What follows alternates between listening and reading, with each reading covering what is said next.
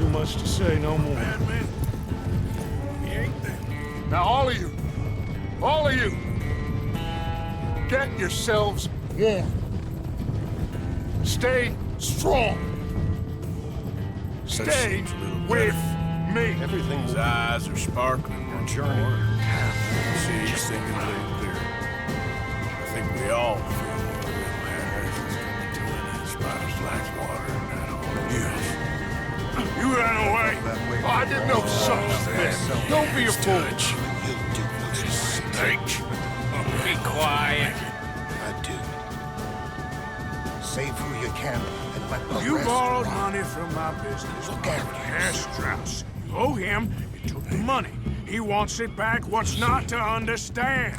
Lucy. You just can't Where's quite our money? admit it I to don't have it. yourself. I gave you all I had.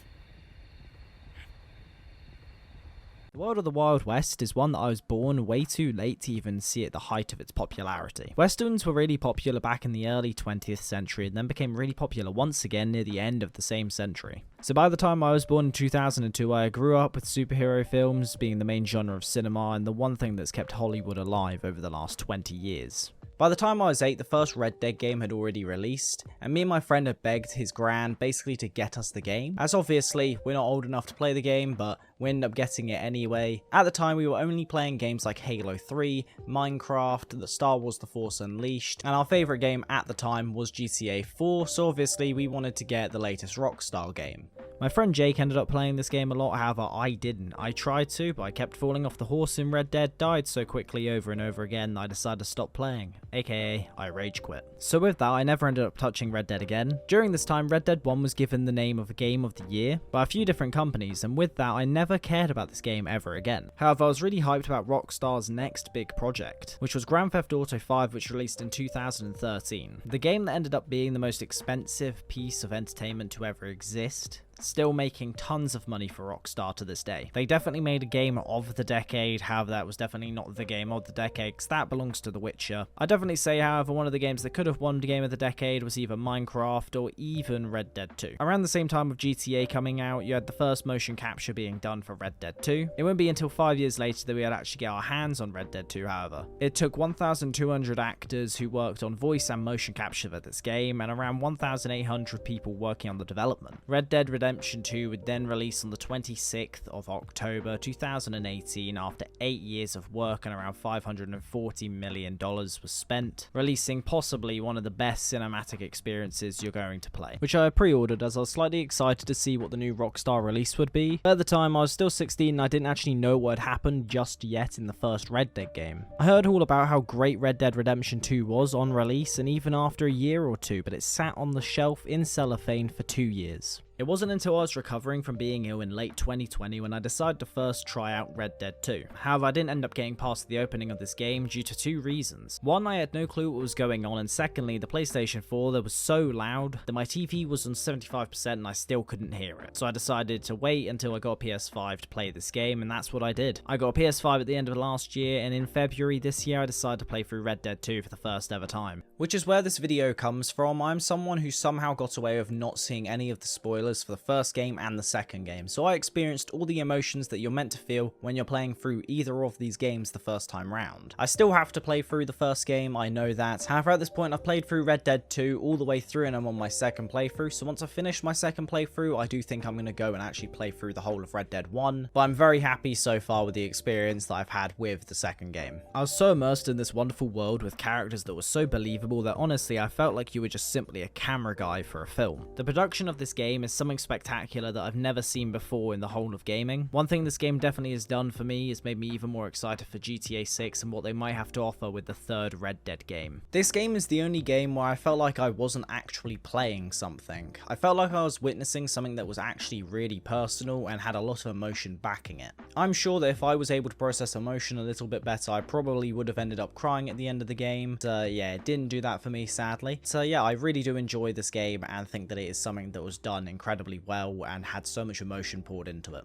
Rockstar definitely know how to make a world that people love. As much as people may want to criticize them for their money-hungry antics currently with GTA Online, just remember that most of the money that they're making, or at least a decent portion of it, is going towards games like Red Dead 3 and GTA 6. This game is one that I can't exactly pin down in a sentence as to why I love it, so what you're about to watch is a video explaining why I think this game is the best story ever told in the whole of gaming and why I fell in love with this game that I never thought I would growing up. Red Dead 2 will always be my favourite story ever told in the whole of gaming. I still have some other games out there that I do consider my favourite games, for example Skyrim, mainly because of nostalgia purposes, but it could definitely give both Skyrim and Assassin's Creed 2 an easy run for their money, if not completely landslide people's votes in terms of which game is people's preferred favourite. So welcome to a video about Red Dead Redemption 2. In this video I will be talking about multiple different areas of this game, so spoilers ahead, so make sure if you have not played this game to not watch this video, come back at a later date, as this video will always be here no matter what anyway. It'll be broken down into a few different areas. For example, the beginning part will be about the story. I'll then be talking about the different characters and some other areas of this game and my opinions of certain things. I'll then briefly go into things like combat, immersion, and all those areas that make the world we're playing in. And I'll also give, like I mentioned about the characters, some more detailed analysis onto the characters like Dutch, Micha, John, and Arthur. So that all being said, welcome to a video about Red Dead Redemption 2. Get ready to sit back and relax, as this video is probably fairly long. As I'm recording this, I don't know necessarily how long it will be, but it's probably a decent chunk of your time. We may be here for a few days. Now, all of you, get yourselves warm. Stay strong. Stay with me. We ain't done yet.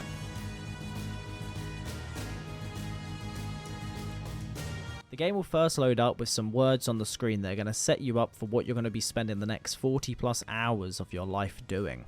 By 1899, the age of outlaws and gunslingers was at an end. America was becoming the land of laws. Even the West had mostly been tamed. A few gangs still roamed, but they were being hunted down and destroyed. It will then fade to black. Besides mentioning characters like Arthur, John, and Dutch, and other side entities like the O'Driscolls, Pinkertons, and Leviticus Cornwall, this is definitely something I would have seen on the back of the book, if it was made into a book anyway, or even on the back of the game cover. You'll hear the wind howling in the background, and then you'll start to see a caravan full of people. Dutch and Hosea will be talking about surviving, and it'll give you an indication of them being on the run. Out of the snow wall, Arthur will appear and he'll lead the gang to an old mining town he has found. All the while everyone is freezing, and with that, chapter 1 will then start. Coulter, which is the name of the little town that you're at currently. This game plays like a book in many ways, and it's supposed to be set up like that, especially in the way the script is written. Hosea will be holding the only source of light in sight and will open the door to a little hut in the mining town, and then the gang will be bringing in a man called Davey, who you don't know of, but you can tell has some form of relation to the gang. Dutch will start talking about his plan, how he wants us to go and find Micha and John. He'll give the first of many speeches to the Vandaling gang that you're going to see on screen, and he'll talk about the people that they've lost and the ones who are missing. He'll say some words that you'll question if he was even telling the truth to you, which personally I do think he was. I do think that there was genuine concern for the group. However, I think because of Micha and him being pushed further and further into a corner,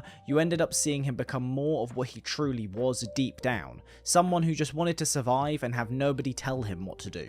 He is a man who has many qualities of the society he claims to despite in this game, which is one of the many interesting parts of his character. At this point, you're also getting the idea of how he actually leads the gang and the overall structure of the leadership of the gang. Right at the beginning, you'll also see Hosea and Arthur on his left, showing you as the player who is basically the next in charge and the most trusted members who are the most reliable and loyal. After getting people set up in camp, he'll utter the words you will later see to be part of his underlying idea of himself, which is that people should stay with him. He wants blind loyalty, nothing more. At this point, we don't fully understand this, but it seems like he's doing what he can to help the people who is following it. Arthur will then ask Dutch what happened on the boat in Blackwater, to his response being, "We missed you. That's what happened." Seeming to try and ignore this question, it's kind of something that you realise later on, especially in this game, that he does over and over again, which is just kind of undermine anything that Arthur ever asks, and his normal response to it is just saying, "You need to just trust me." It is literally the definition of the meme of "trust me, bro."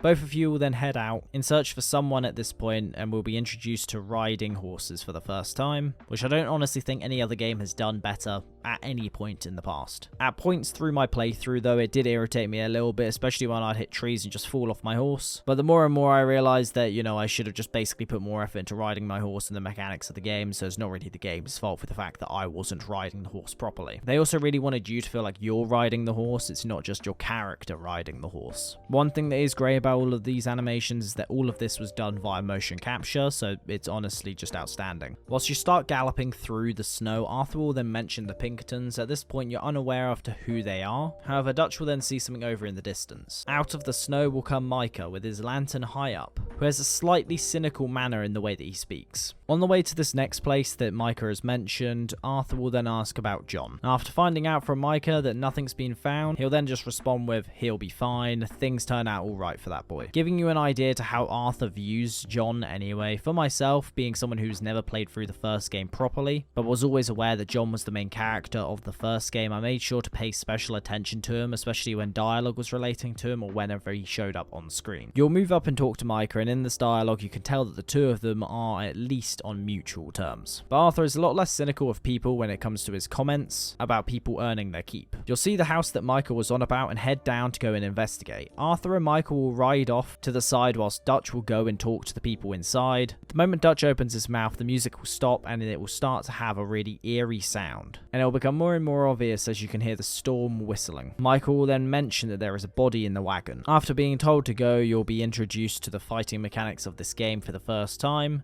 and have your first ever shootout. The moment you pull the trigger, the cowboy music will start playing and it will feel like you're in a great epic moment. Once you've killed them, you'll end up learning that they were in fact the O'Driscoll boys. You'll start looting the place, which is a core mechanic of this game, as you'll be introduced to your health bar as well, which you'll need to loot and hunt to get meat and different types of food to possibly cook. This is something that will keep you within the constant immersion of this game as well, as you'll have to hunt and do fishing, for example, to keep your health up. After you finish looting the place, you'll leave the house and Dutch will send you to go check out the barn just outside, whilst Micha will go inside and check and see if Arthur and Dutch missed anything. Once inside, an O'Driscoll will drop down and this will give you an introduction into the one-on-one fighting mechanics, where you'll also get for the first time in this game a moment that will affect the outcome of the game: the reputation system. You have the option that you can either leave him or kill him. On my first playthrough, I decided to play through the game in a way that I think was just my gut reaction to everything. I just did what I personally thought was the best choice in each moment. So for example, on my first playthrough, I decided to kill the O'Driscoll instead of letting him live, versus my second playthrough. I do really like the honor system in this game, however, I wish that there was an actual proper ending that was 100% canon. Personally, for me, I think that the actual high honor ending was the correct ending, purely because it gives him an actual redemption arc, and it actually showed off Arthur's personality that came across to me anyway, who seemed a little bit more caring and as if he was more like Hosea by his end times. You have many different things that can affect your reputation, starting from really small accidental things like running someone over, or on purpose depending on what type of character you're playing, all the way up to things such as just helping out your random person that could give you some good rep as well. You'll have many moments in this story and in side content that can make you get better or worse, but personally I'd just say play the game in the way that you feel like your genuine response would be,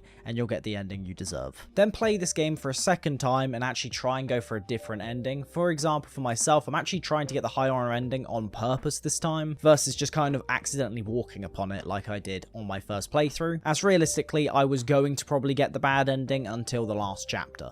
One thing I want to talk about in terms of Dutch's character at this moment is that if you choose to kill him, then Dutch will be more upbeat about it. Even though it's just one word, you can tell that he seems to be more happy if you kill him versus letting him go. It's just something that I found interesting when playing through this game.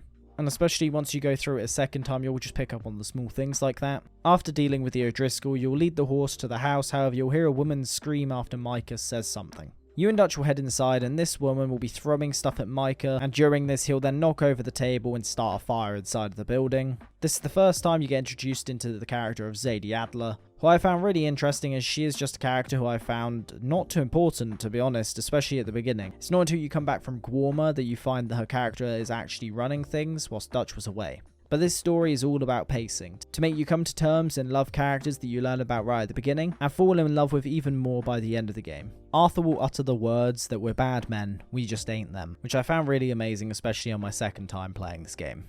As you'll end up seeing more and more throughout this game, that the Van der Linde gang are nothing more than the O'Driscolls. Maybe they have a little bit more better morals, but honestly, by the end of the game, all that has gone completely out the window as they've pretty much descended into something that they claimed not to be and absolutely despised. Once you're back, Zadie will head inside the place with the other women. And you can tell at this point in the game that Dutch genuinely seems like a reasonable and quite genuine person that seems to be a fairly decent guy. You'll yet again get another idea into Micha as a person, as he throws out some casual racist remarks to add to the small comments and character tropes about him that eventually add up to hatred.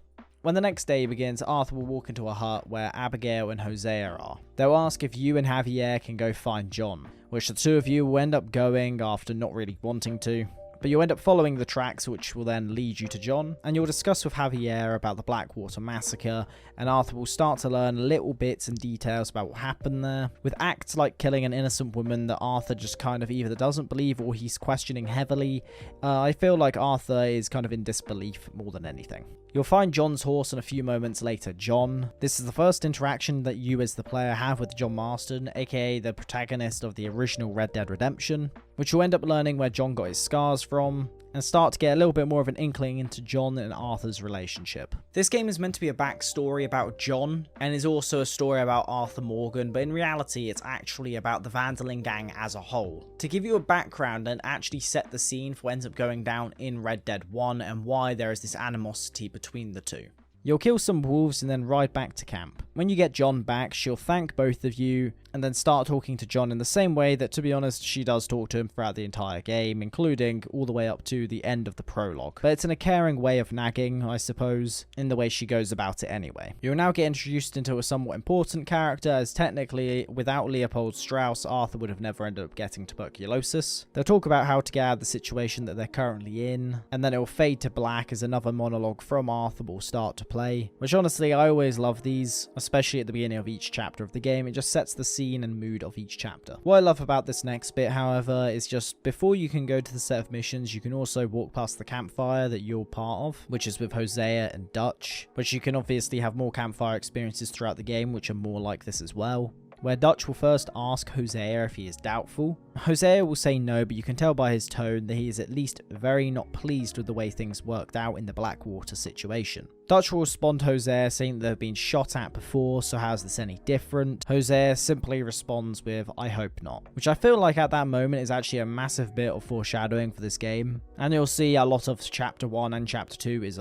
there's a lot of foreshadowing that goes on in these first two chapters anyway. As everything that's happened so far, even before this, so basically everything from the events of the Blackwater massacre to now, when even the end of the game, is just the full decline of the Van der Linde gang.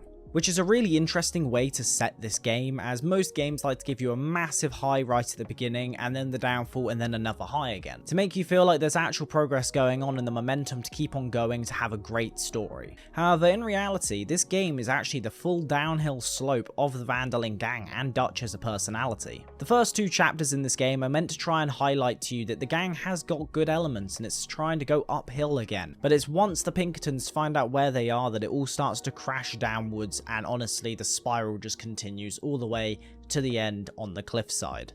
As them being shot at in Blackwater was very different from every single time before that, mainly because of one reason, and that's because of how much the Pinkertons end up being one step ahead of them this entire time from now on. I then personally went and spoke to Bill first, where you'll get even more racist remarks from Micha. And then after Micha feels like he's been insulted, he'll decide to start a fight. But just before things are starting to get out of hand and properly escalate, Dutch will walk in and get the gang ready to go take on the O'Driscolls. Again, this is the game trying to set up more foreshadowing for you, and it's starting Dutch's paranoia against Arthur and other members of the gang. Arthur will respond to Dutch saying the O'Driscolls are not there for them, which he is actually correct. If you look into it, the O'Driscolls were there to rob the train, they weren't looking for the gang. But Dutch will just respond telling him that he should stop doubting him all the time, which is a very common trope that ends up happening in this game, that Dutch basically again just wants blind loyalty. Arthur will respond with a saying that you hear many times in this game. You always said that revenge was a luxury we can't afford. And more throughout this game, Dutch will snake his way around, making it out that he is not taking revenge. You and the gang will head out once more, and honestly, I don't know if I'm stretching here, but I've seen videos talking about it on YouTube, so it's not just me. The way that Arthur is basically involved in the groups on these horses It's fairly symbolic, or at least seems to be mimicking how Dutch views him. So at points of the game, so Arthur will either ride all the way at the back of the group, or he'll ride right next to Dutch, which those two typically would either mean that the two in command, so you've got the person right at the front and then one at the back, making sure that they don't get tailed, or both of them at the front, basically leading the way. It's just something that I find interesting. I've seen it on other videos and I thought it'd be just something interesting to say. You'll get more of an idea into Dutch's backstory, and you'll keep getting small comments being made by Micha, which are very teacher's pet vibes. Another mini speech by Dutch will take place, which is always in a manner of him above all the rest. Arthur and him will head up and scope out the area to see if they can see Colm O'Driscoll. This is the first time you'll see Colm properly in this game and the way he treats his men. Both of you will talk a little bit on the way down to one another. Dutch will say to Arthur, "Have you lost faith?" He always talks about people losing faith in him as if he's some form of figure who needs to be followed. He might be the leader of the gang, but he's not a godlike figure or a messiah figure. He might like to think that he's one, especially the further you get into the game, or at least the idea of him thinking that has gone across everyone's mind. At minimum, he definitely views himself a little bit above every single person that's in the gang. You'll begin a shootout where after you've taken down all of the O'Driscolls, you'll be looking around for some dynamite. Michael will find some plans for a robbery the O'Driscolls were planning to rob Leviticus Cornwall, which is a name you'll become more and more familiar with later on. However, none of the gang currently know who this guy is, but this is a very small event that starts a massive escalation of events funding the Pinkertons. After this, Dutch says that he intends for the gang to step ahead of everyone, not just the Pinkertons but the O'Driscolls as well, which if you've played this game you'll know definitely does not happen. Now on your way back to the camp you'll see one of the O'Driscolls on a horse, which you'll then chase down and grab. After hog-tying him, you'll take Kieran back to camp for torture and questioning. Once you drop him back at camp, you start to see the father figure idea and the friendship that Arthur and Dutch have for one another. It will then be the next day and you'll go and talk to Pearson about the lack of food, and you and Charles will go out hunting, which is one of the other core elements that this game wants you to do, and honestly, there is something actually kind of therapeutic about playing this game and just slowly and waiting for the animal to be in the right position to kill them. It's just a very calming experience in this game that goes past in a flash, and it adds to the immersion. Charles will give you a bow, and with that you'll then learn how to shoot one. The first time I did this, I was really struggling. I just kept losing stamina and was missing all my shots. And this game is the definition of once you've become really good at it, you feel like you've really had a progression. There's a level of skill for this game that honestly gets completely hidden away because of the amazing storytelling qualities that Rockstar was able to perform. Once you're close enough, you'll be able to use your focus ability that it's actually quite great, as it doesn't really intrude in this game as much as other games try to have these sorts of abilities happen, and doesn't take away from the massive amount of immersion this game brings. Once dead, you'll take the deer back to camp and you'll be on the ride back talking to Charles, which both of you will basically just catch up on everything that's been going on. And to be honest, these moments really make this game the game it is. The amount of conversations between characters in this game allows the player to fully learn everything that there is to do with these characters. Everything they've gone through all the way to present day now. Once you've skinned the deer, it will then fade to black and a couple days will pass. Arthur will walk towards John and the Reverend, who is at this point an alcoholic, which you later find out isn't just alcoholism, it's also an opioid addiction. The Reverend as well has a complete change in appearance from this point of the game all the way up to when he leaves later on, which is a great amount of growth for a character that is completely a side character, nothing more. Dutch will then walk in and start talking about the plans that he's trying to pull off for this train heist. Abigail and Jack will come into the room, and really, currently everyone who's in this room right now is basically who you're going to be spending the majority of your time in this game with. Now besides this, you'll then move on to the heist. Hosea will try and talk Dutch out of robbing the train as he thinks it's too much of a risk. He seems really vulnerable currently in comparison to what you get told about at different points of the game in his past.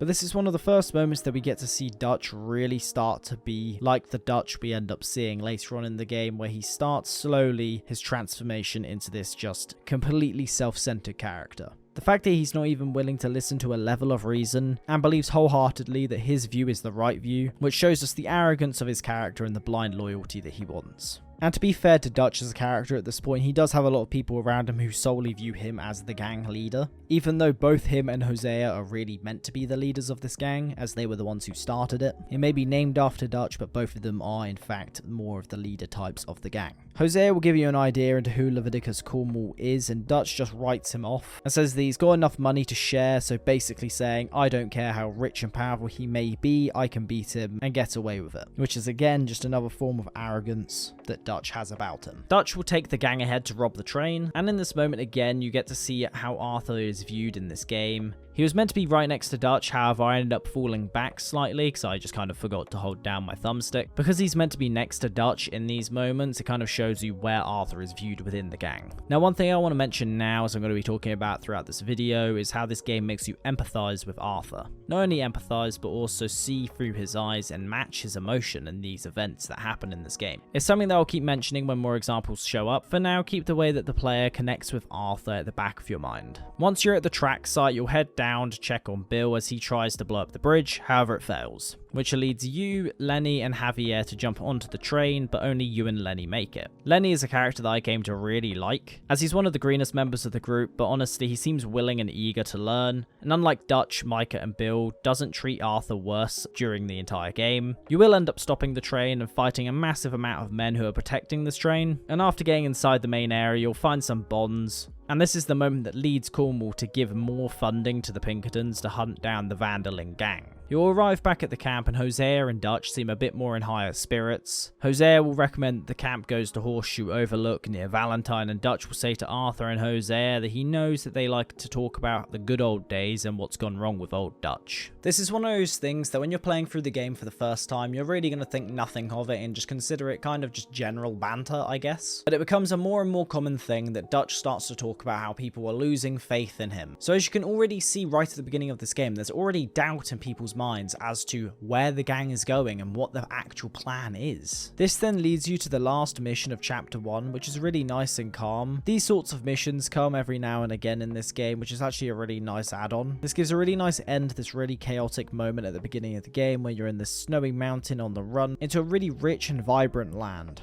Dutch will send Micha and Lenny off to scout ahead, which doesn't go to plan, but we aren't there just yet. This is done for a very specific reason, to show you the kinship between Dutch, Arthur and Hosea throughout the first 2 chapters of this game. These first 2 chapters are trying to cement the bond between all 3 of these characters and end up trying to show you the love that all 3 of them have for one another in their own ways, which you'll end up seeing slowly get eroded away, which eventually ends up getting an exponential increase by the last 2 chapters. Whilst riding to Horseshoe Overlook, you'll be taking in the game's amazing scenery. The wheel of the wagon will come off, which leads to a moment of this game showing you for the first time the natives, and a storyline will eventually go on later on, but in this moment you're actually seeing eagle flies and rainfalls above you, I believe. It looks like them anyway. You get to listen to Hosea talk about the history of the Americans and the natives. There's a level of empathy that some in the gang have for them, as they both see themselves as one against the machine that is colonization and change from the cowboy and bounty hunter era of America to a civilized empire.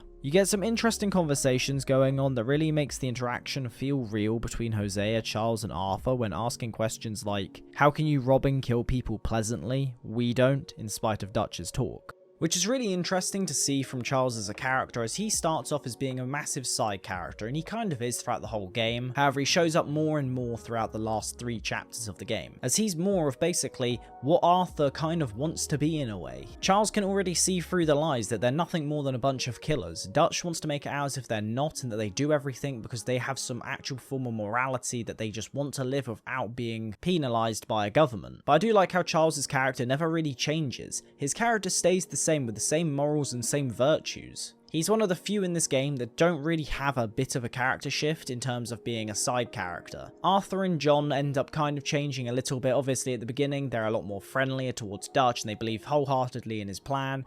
John starts to fade away a bit earlier than Arthur, but Arthur really starts to notice by the last 2 chapters in this game. Hosea will make the comment, you know, maybe it's me who changed, not him. But we kept telling him the ferry job didn't feel right. You and me had a real lead back in Blackwater that could have worked out. It just isn't like Dutch to lose his head like that. Things go wrong sometimes, people die, it's the way it is. Always has been. At this point you can see Arthur has full allegiance to whatever the plan might be and doesn't really doubt Dutch at all. One easy way of being able to see this from Arthur is because no matter what Hosea is actually saying to Arthur, he comes up with a reason that can kind of justify Dutch's actions, and generally speaking, he doesn't question any of Dutch's actions anyway. Not until later on that he starts to really see things from Hosea's point of view. I feel like Arthur becomes Hosea, but with a younger man's strength, which is obviously deteriorating once he gets tuberculosis. Arthur is like Dutch and Hosea, however I'd personally hope to think that he's more like Hosea than he is Dutch. Personally, at least in the way that I played him throughout this game, and I know some people played him more brutally, but throughout how I played him and how he came across to me in all of the cutscenes, he seems more like Hosea than he would be like Dutch. And yeah, especially during chapters 4 to 6, he definitely reminds me of Hosea a lot more than he does Dutch. You'll arrive at the campfire with Dutch being very happy with Hosea's choice of location. Two interesting things happen here. Hosea will talk to Dutch once again about the Blackwater massacre, and with that we learn that it was because of Micha's interference that Dutch ended up going with Micha's plan in the end. The second change to Dutch is the change of his clothes, which obviously you notice right away and I picked up on straight away because I always felt like he looked really out of place from the group. You don't realise the significance of this until you dive deeper into Dutch's personality. The clothes that he wears is blatantly obvious that he stands out above the rest. He claims to hate a civilization but dresses exactly like them. This, in my opinion, is a subtle nod to how his character is a massive hypocrite. His character itself, really, if he could be, he would be Leviticus Cornwall. All he has to answer to is a little bit of the government, but mostly he gets his way because he has all the money. So if Dutch could have the money and be Leviticus Cornwall, he 100% would. I personally just think that Dutch just didn't want to answer to anyone, and he viewed it as, well, I'm not as rich as other people, so I'm going to go out of my way to become a criminal and live the life of freedom fighters, when in reality they're just a bunch of robbers, who at the beginning may have had morals, but eventually that completely goes out the window. Hosea will talk about how he just wants people to be safe, as he knows he won't be alive for too much longer. You can kind of tell though that he doesn't trust Dutch in his master plan, as it always seems to be the same thing: get money and move, until the magical day that they are all left alone. Arthur will eventually see what Hosea has been seeing this whole time, which was that the government was never not going to let up on chasing Dutch and the rest of the gang. Strauss will head off into town to get people to join into his short-term loans that are just loan shark deals. Dutch will get everyone to start earning their keep, quote unquote. In this moment you'll see that Dutch, Hosea and Arthur are all standing together like they were earlier. Dutch in charge, but he has his two best men, which eventually changes when Micha starts to snake his way into second in command. You'll see another moment of Arthur journaling and making notes about his life. Hosea will then greet Arthur by giving him some coffee and mentioning that he's just going to go back and read. This is the first proper moment in this game though that you're now allowed to go off and properly do some proper exploration.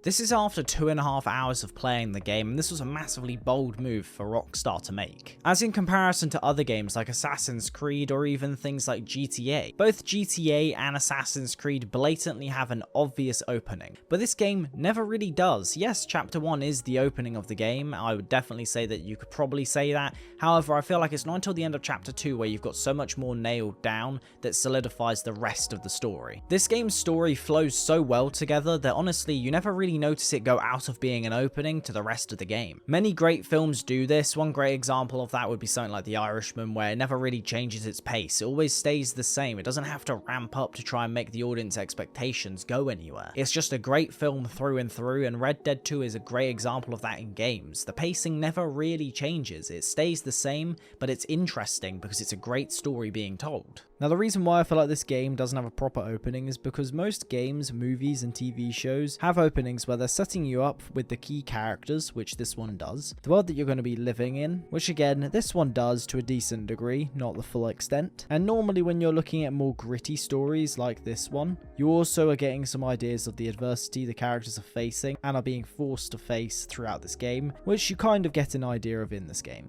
This game will present you with a leading narrative of this game, which is mainly that the gang is slowly breaking down into two main factions. You have Arthur's side, which I'd say Hosea belongs to, and then you have Dutch's side of the gang, which would have people like Micha, Bill, and Javier. Now this is definitely the main story that's being told here, but overall I'd say the story of Red Dead is primarily one that is meant to be of great sadness and just depth in the decline of personalities, characters, and the gang as a whole. You see everyone stay who they actually were meant to be. Besides Dutch, that is, anyway. Micha never really changes. He's always been this sick and twisted man, But Dutch goes from being a man who at the beginning of this game has been both part facade but also real. I personally, like I've mentioned, think that he just believed his own lies. He goes from someone who's fairly honourable, as far as criminals go anyway. He becomes someone who truly doesn't care about anyone in his gang. None of them are truly family to Dutch. You see this over and over again the further you get into this story. But the side story that is being played through this game is Arthur's health decline, which is why I don't feel like the end of chapter 1 is the true opening of this game, because by the end of chapter 2 you've got a baseline understanding of what's going to be happening. Obviously the tuberculosis doesn't start kicking in until later,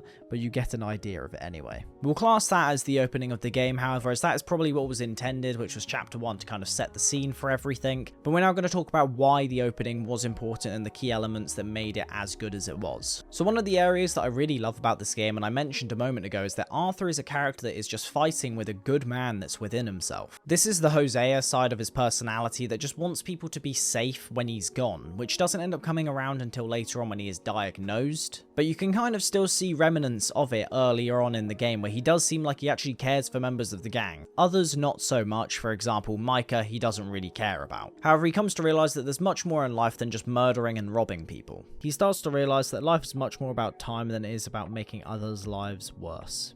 This first chapter shows you the start of the decline of the Vanderlyn gang. You get some insight into the Blackwater massacre, and Arthur doesn't really know what to feel about it. He doesn't really want to think that Dutch would do something like that and just start losing himself to the devil like Micha. This intro obviously sets you up with the most important characters that you need to know about. You also get a view of the hierarchy of the gang, as Dutch and Hosea are meant to be on the same level.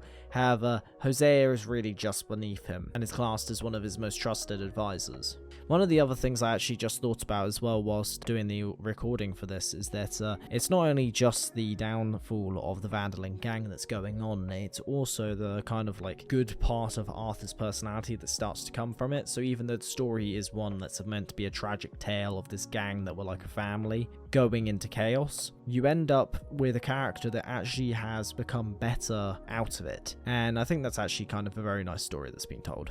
But yeah, just thought I'd throw that in. You can see that Arthur is almost on the same level as Hosea in terms of his opinions, as he gets the deciding vote in the train robbery and in another robbery in the future. But there's also a third voice in there, and that third voice is Micha. He's almost completely unheard of, however, and is basically not even in the first 2 chapters of this game, or is at least in very small amounts of it anyway. You still get an intro into the hated character, but you don't get properly into it until later on in the second chapter and then onwards. The divide really ends up being split into 2 versions of the gang. You have Micha, Bill and Javier, who all blindly follow Dutch all the way to the end, and they're even following him blindly early on as well. I'd definitely say that Arthur is in this camp, but he's able to recognise the issues at hand.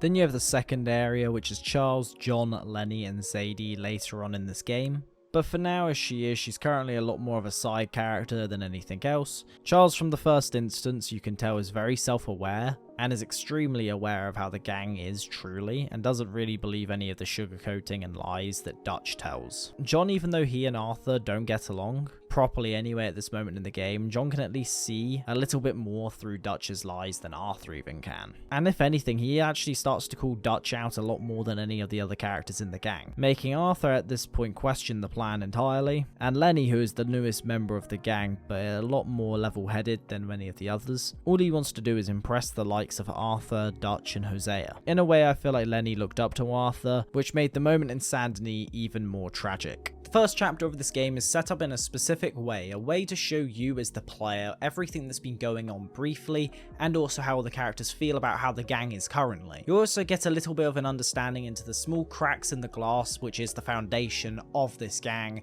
and you can basically see it in how Dutch is right at the beginning, saying that people are losing faith in him. You don't really understand what this means until later on though. This first chapter is a true testament to Rockstar's willingness to tell an amazing story above all else. The reason why this game is remembered to this day is because of its story, nothing else. People may complain about how long the first chapter of this game is, but what people seem to forget is that this chapter, if you really listen and pay attention to detail, is one of the more pivotal moments of this game, understanding the downfall of the group and where it started. The way that this game keeps information away from you as the player, and even Arthur as the character, really gives you the connection that you can possibly have with his character. You understand why he feels the way he does, and in a way you kind of become one with Arthur as a character, because of the lack of information from the beginning of the story all the way to the end of the story. He's left out of different things and you don't understand a lot of what goes on because you only get told what Dutch wants to tell you. This game truly mastered the idea of walking in someone else's boots and making you feel a certain way, and especially makes you connect to the emotions that Arthur feels throughout this game. Most importantly with this introduction though is that it teaches you a lot about what you need to know about how the gameplay works, for instance, being able to hog tie people, fight, ride, the core system and the honor system. This sets up in the first chapter something that many games like Assassin's Creed will do over the course of an hour, but it's done with a lot more detail and a lot more of an interesting storytelling than it does in those other games, and it makes it a lot more enjoyable than the likes of the Assassin's Creed franchise. I'm someone who really loves Assassin's Creed 2 and even the whole of the Ezio trilogy, so I love Ezio as a character. But when it comes to Arthur, I think Arthur does completely beat out any other gaming character, just by the way he is designed and the way the story tells his story. All of this adds up into a way that so many of us absolutely love his character and honestly wish that we got even more time with him. This is something that I will be going into later on in this video, talking about why I love this character so much, so make sure to keep watching to get that. That is right at the end of talking about the story as a whole. You're turning into a regular old fairy godmother there, Arthur. What's that supposed to mean? It means you got a heart. A small one, perhaps, hidden deep inside, but a real one. Now, at the beginning of chapter 2, you're now allowed to do some free roaming and do whatever you want to do that's outside of just the main story, but really the main good part of this is that you're now out of the snowy area of the map. I really like Horseshoe Overlook. It's a really nice spot in general, and honestly it just looks amazing in comparison to the snowy deserted area that you were just in. Now what I love about the first mission that most people will do in chapter 2 is that you get to see how Arthur is viewed by other members of the gang. This is the mission where you're going to be taking Uncle and some of the girls into Valentine, and on your way there you'll get a moment where you'll get some plus or minus honor. I decided to help the man personally, and you'll get a bit of dialogue from Uncle where he'll first say, "You're turning into a regular old fairy godmother there, Arthur," which is then followed up by some of the girls saying that it means you've got a heart, a small one perhaps, hidden deep inside but a real one. Now the reason why I love this moment in this game is mainly because you have many moments similar to this, and you'll notice it more and more on your second time playing through the game, but they're trying to show you that Arthur's character is meant to be a guy who is genuinely able to feel pity for people and will actually do people favors, and he does actually have a heart, which is why again I do think the high honor ending is the good ending of the game, because he is, like the letter from Mary would state, he is just a man fighting with a giant. He doesn't just view everything because he has to have a favor so that he can get something out of someone like Dutch does. The more and more you play through this game, you'll have more and more moments that end up showing you just Dutch's real side of his manipulation. So many points in this game he'll help people who are in need, but it's never to actually help them when they're in need. It's to serve the gang's purpose, or at least his perceived idea of what his plan is. Now the reason why I find moments like this really important for this game is due to not knowing the actual canon ending of the game. But personally, like I mentioned, I think the good ending of the game with John is canon. But that might just be me because of the choices that I made throughout the game, just feeling like the more morally right choices, maybe. Maybe not always through societal lenses today, but it was the closest to a good choice that I thought that would be made in those situations. He isn't necessarily a moral man, but in fact he is at least a good man. A good man to the people around him anyway. Once Uncle is done buying some alcohol to fuel him with his alcoholism, he'll come outside and toast to Arthur's good health, which is again another bit of foreshadowing. And you'll also get more proof that Arthur is a good man and looks after the people around him. With him confronting a guy who is about to rape Karen, he'll then basically beat him down and so on. After this, you'll end up chasing down a man who recognizes Arthur from the Blackwater massacre. And once catching up to him, you'll end up having a moment that could determine more honor, which is to kill or save the man. I chose to kill him again as I thought that this would be the best for the gang at large, not just the honor system. After getting drunk and fighting a bunch of people and nearly killing the bigger man outside of the saloon, you'll come by the only person who actually defeats Arthur Morgan, and that's Thomas Downs. He'll step in, and on your first time playing through this game, you won't really think nothing of it. You probably won't even realise who it was straight off the bat when you go to talk to him. But this character is a reason why a lot of things go the way they do in this game, and we get another moment in this game which leads up to us feeling like Dutch was the man man he believed himself to be at this point. As he'll say, if he's alive, we've got to try. Which is all in relation to the whole thing with Sean. This is something the Dutch really holds in high standard for himself, which is keeping everyone around him alive. But by the end of the game, as you very much see, he no longer really cares about that rule. You'll end up doing a mission where Kieran will earn his way into the gang. He'll end up telling the group that the gang are very similar to the O'Driscolls and not much is different between them, which is fairly true, and definitely becomes more like that the further you get into the game. You'll go on a hunt with Hosea, which was one of my favourite missions. I think this is because he dies later on though, and I just wanted to spend more time with his character and his wisdom. So when I was playing the second time around, I really was taking in everything he would say, and all of his thoughts on different things that was going on. You'll then get a horse, which I then decided to call Cheddar after Brooklyn Nine-Nine's Cheddar. And then straight after that, you actually go and do the main purpose of this, which was going out and hunting this bear down. This will unlock for you legendary hunting missions for the first time in this game. Luckily, they aren't obnoxiously marked on the map like other Ubisoft games, for example. Another side note as well to add into this is that during this hunting mission, I ended up shooting a rabbit. And my girlfriend ended up crying. It was great fun. But, yeah, mainly because of how, just aggressively you end up ripping the skin off the rabbit. I was kind of surprised, to be honest. It was the first time ever skinning anything in the game. Well, I skinned a deer. That wasn't as bad. But the way they do it with the rabbits is a bit aggressive. Yeah. But it's all good. She now skins rabbits in the game, too. It's fine. Dutch? Miss O'Shea? Well, feels like we are finally getting back on our feet. You, find a buyer for them bonds we stole? Not yet, but Hosea is working on it. When we heading west? Soon? I don't know. Feels like things have changed. The whole world's changed. They don't want folk like us no more. We're being hunted. We are smarter than them. Only the feeblest of men take jobs in the government. I hope so. Trust Dutch, Mr. Morgan. You have to. This scene shows you for the first time Arthur actually starting to push back for the first time, which obviously it's not much, he kind of just gives in straight away, but you at least get something and that's better than nothing. You'll go to save Micha in a mission just after this one, but the mission will give you a little bit more backstory into how Micha is as a person. But before doing so, you end up growing a little bit more of a bond with Lenny. After getting Micha out of prison, he'll make you become part of a massacre of the whole village. All of this was just for his guns and his pride. And that's one of the reasons why this character is the way he is. Everything is always about his pride. We'll go and save Sean, who is meant to be the lovable Irishman. Personally, I couldn't stand him on my first playthrough, but I came to really like his character on the second one. In the next mission, you end up meeting up with a guy called Trelawney, who's one of my favourite characters in this game, and I actually really enjoyed especially the missions in Saint Denis. Now, one thing that I want to talk about briefly here is the combat system in this game, which I will go into a little bit more detail about later on, which I just find really fascinating for some reason. I find that the actual fighting system in this game is obviously not actually anything that spectacular. It's never too boring, and also I feel like it does what Assassin's Creed Valhalla wanted to do, which is to have a combat system that really wasn't that hard to understand and that hard to master, but really got the job done and didn't feel stale while doing so. However, because of Valhalla's amount of, time spent in game, you got bored of the combat system after a decent amount of time. With this game, as you're not spending as much time in it, you never really feel like you need another option to go about your playstyle. I feel like it's something this game did really well and it doesn't get mentioned enough. This just shows and it is a testament to how good of a story you can have and how much it can actually carry the rest of your game. You end up getting a mission with Swanson as well, which you end up having a really nice redemption arc later on down the line. It's one of those characters that honestly I really liked and I rooted for throughout this entire game. After the gang are done partying, you end up going and doing your first loan shark mission. Draus will end up giving you 3 names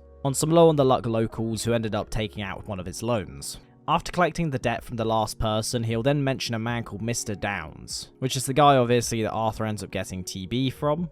And he ends up having a really small moment in this game. He doesn't really have much going on besides that bit, which is why honestly it's a testament to how this game's written. The fact that the first 2 or even 3 chapters of this game only set up Arthur, Hosea, and Dutch, and not much else for Arthur's diagnosis or Micha being the snake he truly was, really shows you just how brilliant the storytelling was in this game, that realistically, yes, obviously you can start to see the decline probably by the 3rd chapter, or at least the end of the 4th at minimum, but it all happens in a way that honestly I didn't expect.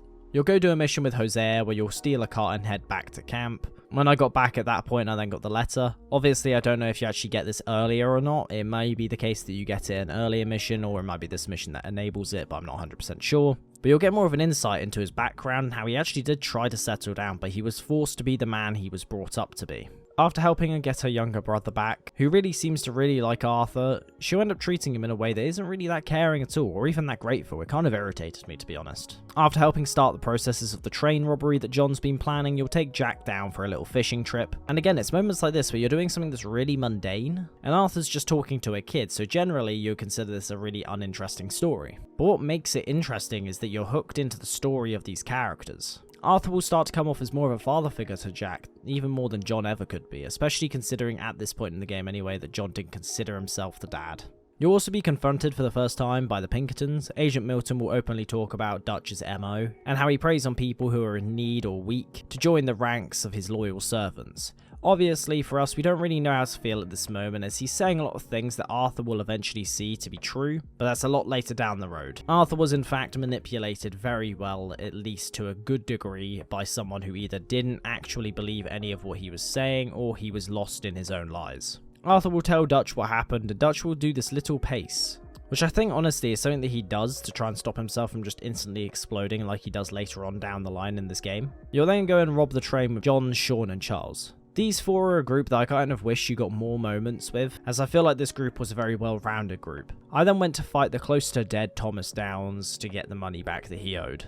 Now during this moment, Arthur will then get coughed on, which obviously doesn't seem like much right now, but is actually something that he'll realise straight away once he gets diagnosed later on down the line, was this event in particular. I feel like they did a really good job with showing off a character that realistically is hardly in this game. If you look at the screen time, next to nothing in comparison to many other characters, but what ends up happening in this mission is so memorable that the moment he gets diagnosed with tuberculosis, I instantly remembered this moment. It wasn't just because of the audio playing of this character, me going, oh, that's who it is. The moment he gets diagnosed by the doctor and he's coughing all the time, I just thought back to this moment where he gets coughed on by him. The thing is though, I feel like the reason why this moment sticks out to me, and I think it probably stuck out to a lot of players as well, is because it felt really odd for Arthur's character to be doing something like this. He openly discusses against Strauss about how obviously he doesn't like the idea of just taking money off people who actually can't pay it off, you know, loan sharking. And he blatantly just doesn't seem to be that guy who would want to be dealing in something like this. He only does because it's for the gang, and that's it. If the gang didn't do that, he would probably beat down on people who were taking money from these people. I think this is the reason why you end up remembering this mission in particular, the moment he gets diagnosed, is because honestly, it was so just out of character in my opinion. Yes, he's meant to be a bad guy and he's just doing things to get money for his gang. It wasn't so out of place that it didn't feel like you couldn't believe his character doing it, but it was enough that it just sticks with you as a, was this really something that he wanted to do or he had to do? You'll join John and steal some sheep and sell them in Valentine. After doing so, you'll walk into a saloon where you'll meet up with Strauss and Dutch.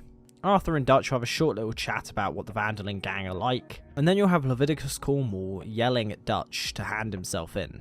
This is the first time in the game that you'll actually meet Leviticus Cornwall, and personally, this moment was fairly forgettable, and I completely forgot I even met Cornwall by the time you end up killing him. After going outside, the group will kill all of Cornwall's men and make an escape. Once we end up getting back to Camp, Hosea and Dutch are having an argument about what's just gone down. Dutch knows we need to move and so does Hosea, but in this moment Hosea is more upset that the gang are just becoming a bunch of killers. Low. This is lying low. We turned into a bunch of killers, I mean it. We ain't even got the delusion of being anything but a bunch of killers. We are just trying to survive, Hosea. We don't have a choice. This'll end soon. Damn right it will. Constipated as usual. You'll go and check out the new spot with Charles. On the ride, you'll get a line from Arthur saying, and there ain't no way that Dutch is gonna hide away in some cave somewhere. Which is one of the really amazing bits, again, of foreshadowing of this game. But again, you don't realise this until your second playthrough, which is just how much Dutch as a character ends up changing by the end of the game. But Arthur 100% knows that Dutch isn't like that. I do genuinely think that is the case, and I only think Dutch starts to change because he starts letting Micha in so much. Micha calls himself a survivor, but he's nothing more than just a snake. You'll come across a German family, and Arthur is fully willing to just leave them at this point, but Charles will tell him that he's a better man than just that. Arthur's mentality in this moment definitely aligns with Dutch. The selfish gang mentality more than anything else in this moment. After saving the father, the man will end up giving you a bar of gold. The gang will be turning up to the new location. Dutch will start telling everyone to start turning this place into a home. He seems in higher spirits, and that's when Chapter 3, Clement Point, starts. Ain't no rules in war, mister. Well, maybe when your mother's finished mourning your father, That's it. I'll keep her Where's the boy? on your behalf. Think on that, boy. My sons gave him to Angelo Bronte. You'll walk over to Dutch, and this is the first chapter where the real ripples can start to be felt in between these two. And nothing else better explains this than just the conversation the two of them have together, where Arthur talks about how they're living their life in a world that doesn't want them anymore. But Dutch has the delusion that they are simply people with a dream who don't want to be followed by the law and aren't sheep to the rest of the world. Honestly, I wouldn't be surprised if this was his genuine belief, but because of the benefit of hindsight and being able to watch many YouTube videos talking about Dutch, his character, and overall his manipulation tactics, we eventually end up finding out that obviously he actually scripted a lot of what he was going to be talking about. He wrote down and rehearsed many of his speeches, and you can find him in points of the game rehearsing his speeches. Again, I can't tell if he was actually a master manipulator or if in reality he was just simply believing his own lies. He was making the script because he needed to know what to say. And with that though, Hosea, Arthur and Dutch will all head off, the three main leads. This trip is more of a trip that's trying to make sure that his two main men are not going against him. He wants to make sure that both Hosea and Arthur are by his side no matter what. On this ride, you'll come across the local law, whilst Dutch is trying to use his snake tongue to try and get Trelawney out of the law's grasp. You'll be helping out trying to catch some wanted fugitives. After helping these guys out, you end up heading into the local town of Rhodes. You end up learning about the local issues between the Braithwaites and the Greys. Both of these plantation families in this area, these are two families that this entire chapter primarily ends up focusing around. After going fishing, you'll head back to camp. I personally went and spoke to Pearson and took Zadie into town, as she wanted to leave his grasp for a bit. After getting what you need from the letterbox in Rhodes, you'll end up heading back to the car and find Zadie has done some shopping. This is the first time in this game that you actually see Zadie as she actually is, which is more of a cowgirl attire.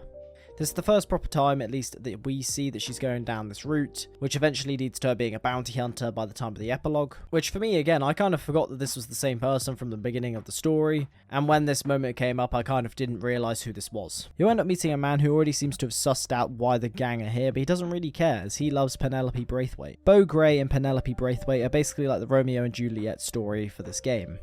And it's the main connection that Arthur ends up having to learn more about these two families. You'll take his letter and the bracelet to Penelope. Arthur will seem like he simply just doesn't care what's going on between these two, but will do what's needed to learn anything that he needs to learn to get a lead. You end up taking a letter back to Beau as well, and after giving him a hand as Penelope is going on a women's suffrage march. Because of the area and time that this game is set in of America, this was an extremely dangerous activity to be partaking in, which is why Beau wanted Arthur's help. I feel like this game definitely touches on many different subjects, such as racism, sexism, and classism in this game in a way that isn't preachy, it doesn't get underneath anyone's skin in any way, and is enough that doesn't make people get upset for the fact that they may have just washed over what was happening at that point in history. They did a very good balance of being able to appease some people and appease the other group of people. That basically meant that both sides of any form of debate about all of these subjects of classism, sexism, and racism, all sides can basically turn around and say, this game didn't end up preaching to me, but also this game did actually talk about these topics that needed to be talked about. Which in modern day gaming is extremely hard to come across, as you have got games out there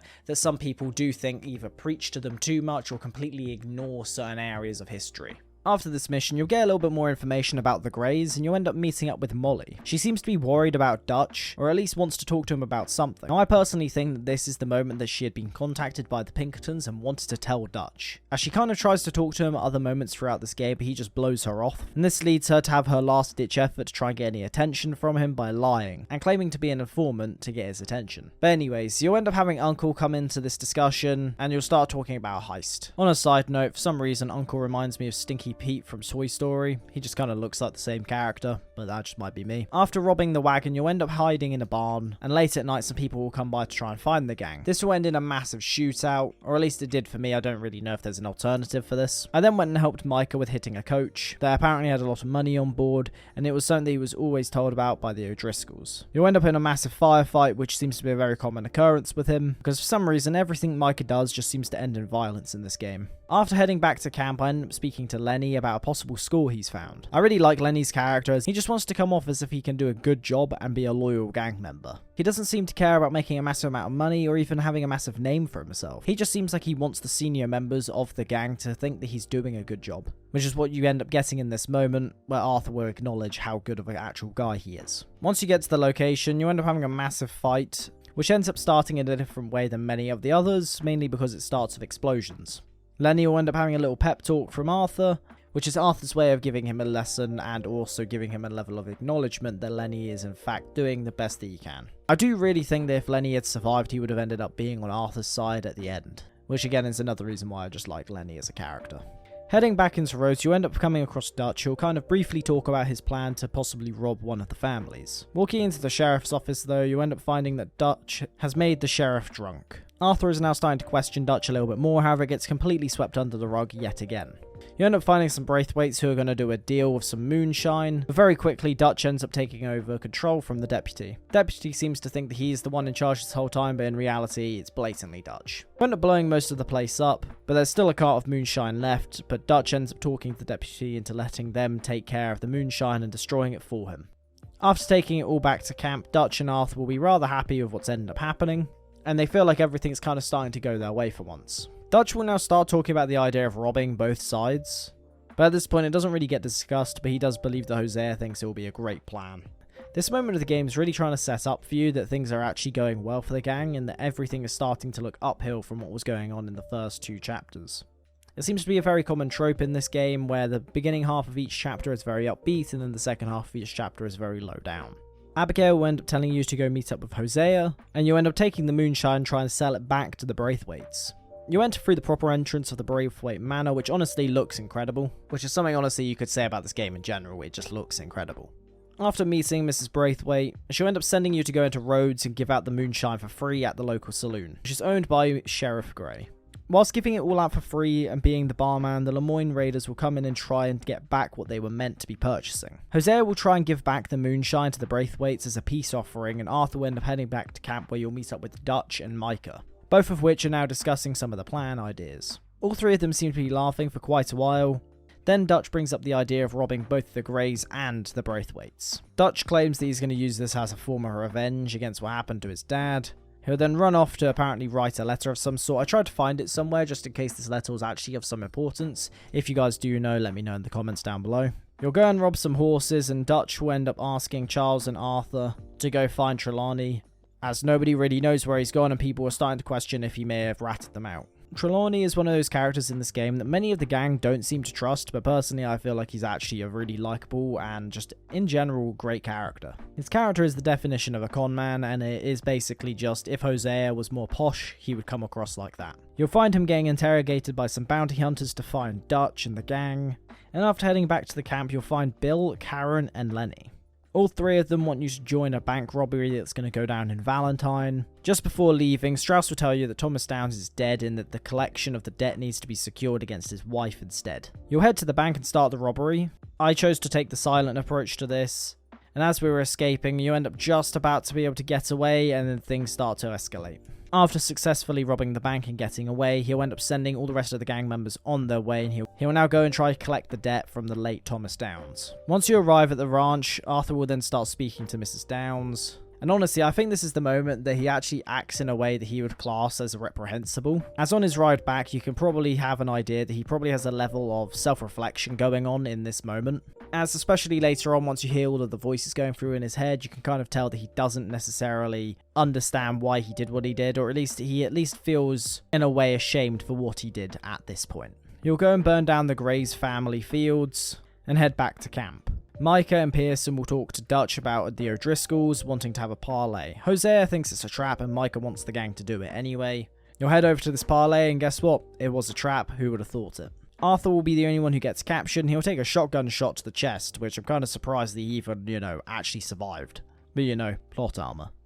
Arthur doesn't end up losing any of his loyalty at this point and he finds his way back to camp in the end. The gang will generally try and come together and help him in his moment of need. And then next, you see Arthur writing in his journal and talking to the Reverend. You'll now head out and go rob a stagecoach with Trelawney. And with his silver tongue, you end up being able to rob the carriage without anyone dying, which is something very new for this game.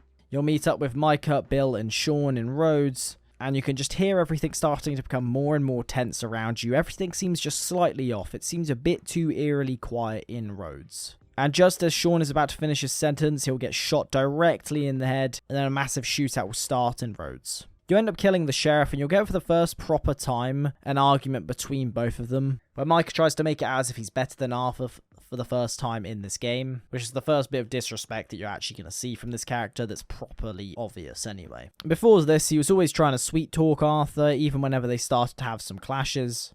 This is a moment that's really memorable, as it's the second time in this game where you'll head out as a whole group, and it's honestly a masterpiece of a mission. Arthur will ride in the rear, Hosea will ride second with Marston, showing you that Dutch will lead and Arthur will make sure that they're secure. It's pure symbolism encapsulated perfectly. You and the group will walk up on the manor, and a standoff will start to take place, and Dutch will break the silence and take the first opening shot, not missing anything whilst he does so either. You'll go in search for Jack, and you end up finding the old woman. Dutch will start dragging her down the stairs by her hair, and this is the first proper time you see Dutch kind of take any form of revenge in this game. You'll be walking out of the manor whilst it's completely on fire, and you'll end up finding out that Jack has been given over to a man called Angelo Bronte. It's gonna work out, John. It's gonna work out. Listen to Dutch. Now, I don't expect you to understand this, but I have never been more proud of you than I am right now, brother. You're doing the right thing. If I don't get that boy back safe, she'll kill us all. I know, but looking at this logically, well, that boy is fine. They took him to scare us. Nobody takes a boy to harm him. He's right, John. What do you think, Arthur? The boy will be fine. But, well, of course, Marston's scared rotten. We killed all those people. We stirred up all that trouble. For nothing.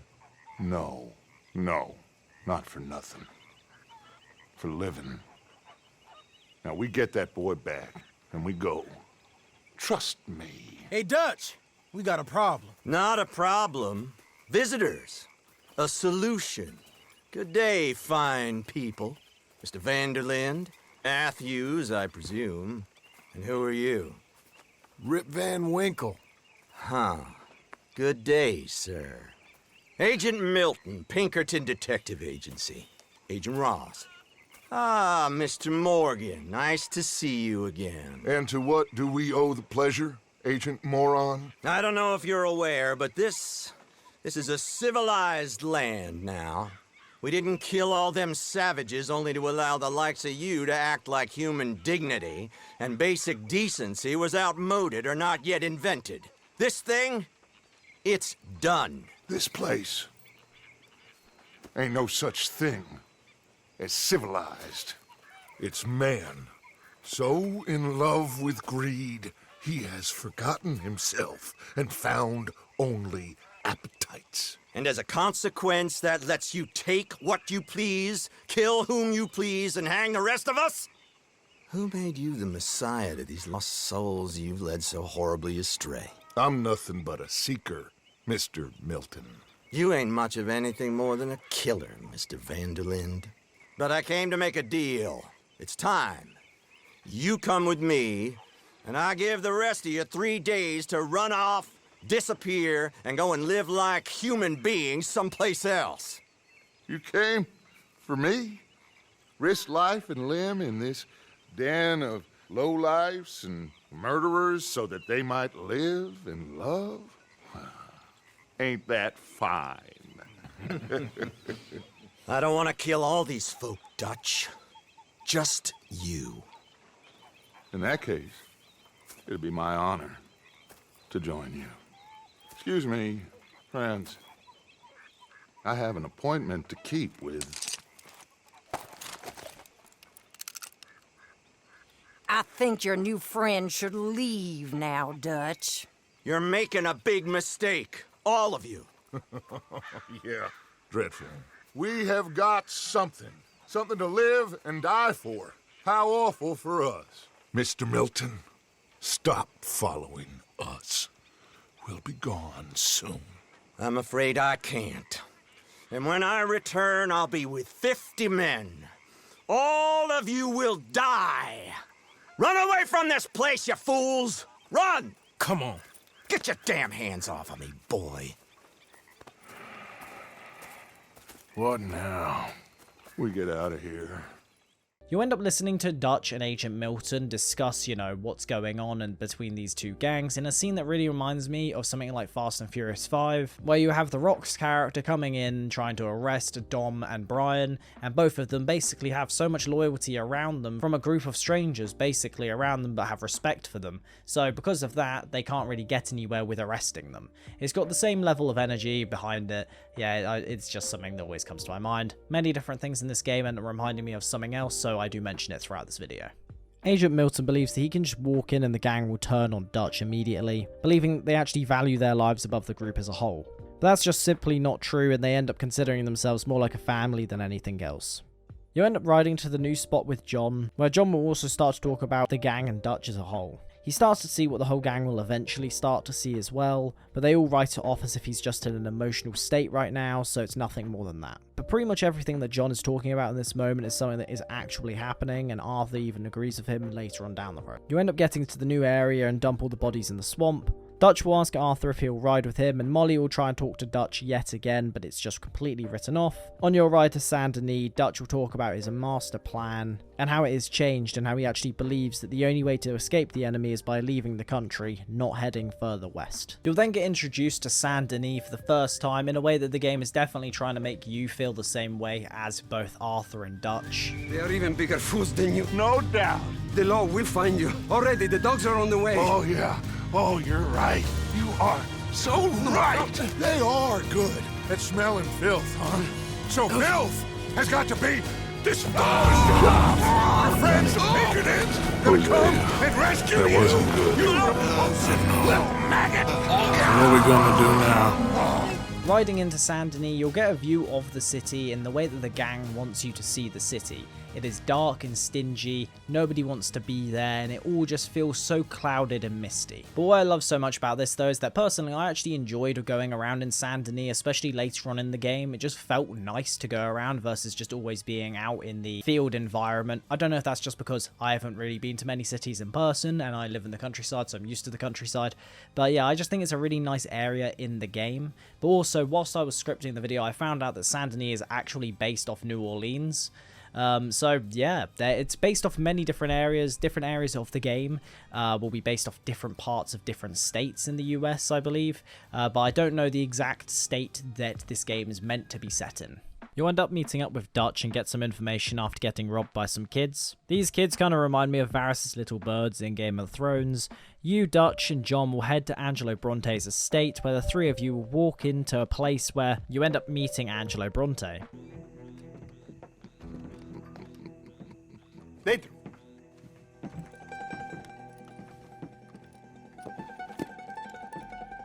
Chi sono sti buffoni? Sono qui per Picciotto. Coi soldi? Why do you take his son? Excuse me.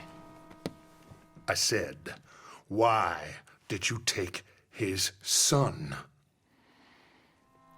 We ain't got no problems with you, sir. Nor you with us.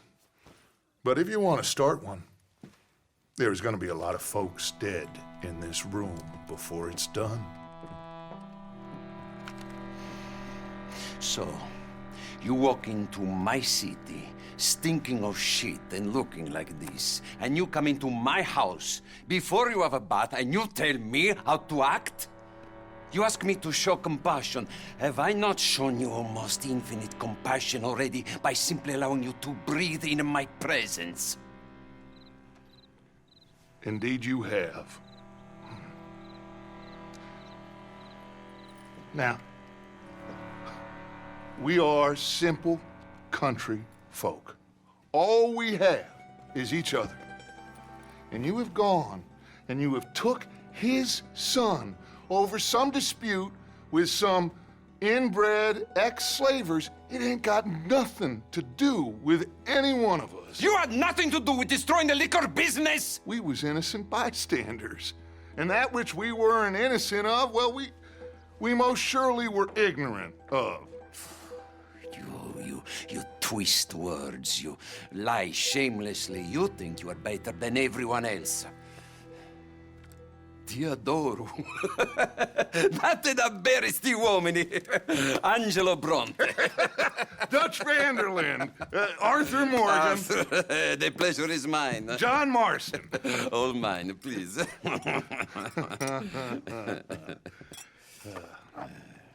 So, can my friend have his son? Of course, of course. But should I be out of pocket over a misunderstanding? Of course I know you would not want that, huh? No. No. So how about this? You perform a simple job for me, and you get your son back. What is it? A couple of people have taken to grave robbing in this cemetery. Well, that is a fine place for it, the best. I love this guy. I love you. See, they've taken not only to desecrating the dead, but they've done so without paying a tribute to the living. Thing is, they see my men, of course they run a mile. So maybe you two head off, huh? And you, Mr. Van der Linde, you tell me more about my manners. Salute. Salute. Bronte will say some things that ring completely true about Dutch's character. Bronte was able to tell right away and see through the persona that was Dutch right away. You and John will head to deal with the grave robbers that you've been asked to deal with and get Jack back. And after this, Bronte has invited the gang, or at least some of the members anyway, to a garden party, which you'll then learn was really just to tempt Dutch into doing something that would get them killed, without him actually being the one pulling the trigger. When Jack is brought back, you'll see that John is really struggling with his relationship with him, and doesn't really know how to deal with it. He doesn't really feel like the dad, and that's mainly because for a long time he didn't actually think of himself as the dad. 4 of you will end up heading in full suits to this garden party, which is a very different look for the gang. In this really small moment, Dutch, Bill, and Hosea will all hit the guy on the side of the arm in a slight nod of respect, but Arthur's character doesn't. It's a bit odd, and honestly, I don't know exactly why this is. I remember seeing a video talking about this, and I just can't find it anywhere. If I do find it, I'll link it in the description or in the comments. But I know that apparently back in basically like those sorts of times, and even now, for example, like handshakes and just, for example, just like hugging and that sort of thing, it's just a sign of respect more than anything. You'll end up meeting Bronte on the side of a balcony, and if you have the subtitles on, you can hear what he's actually saying and the mockery that he's pulling out onto the gang and kind of everyone else who's at the party. When Bronte also starts to talk about the natives, you can see that Dutch doesn't actually feel comfortable by the way that Bronte is speaking about them, which does show you that Dutch has in himself an actual side of him that's actually good to a degree. It's not really until the last chapter of this game that you see the way that Dutch handles situations changes. For example, with the natives, at the end of the game, he's blatantly using them for his own cause, where in this moment it kind of seems like he wouldn't at least use them for his own cause. He would at least try to help them as they are in need, and he'll help the people who need helping. You can see this as well by the way that Bronte thinks that Dutch and the gang will simply just do his bidding no matter what it is, and Dutch still has a level of morality to him where he says that the gang don't just simply kill out of cold blood. Bronte will briefly mention that there's some money at the trolley station. Dutch gets told that he basically has the complete prerogative that he can go and take this money. All this really shows is yet again that Dutch isn't as good of a manipulator as he thinks, or at least he isn't as good at not being manipulated as he may think. The mayor will mention Cornwall, and after following his lackey you'll end up finding some documents. All 3 bits of main information that you get at this party will end up being main missions later on in this chapter, which all 3 of them honestly are great bits of fun. The letter basically just says how the mayor and Cornwall are in cahoots with one another. You'll also get another letter from Mary, and as well as that, you'll also get a little mission which will give you a bit more backstory to Tilly, as the Foreman brothers have taken her.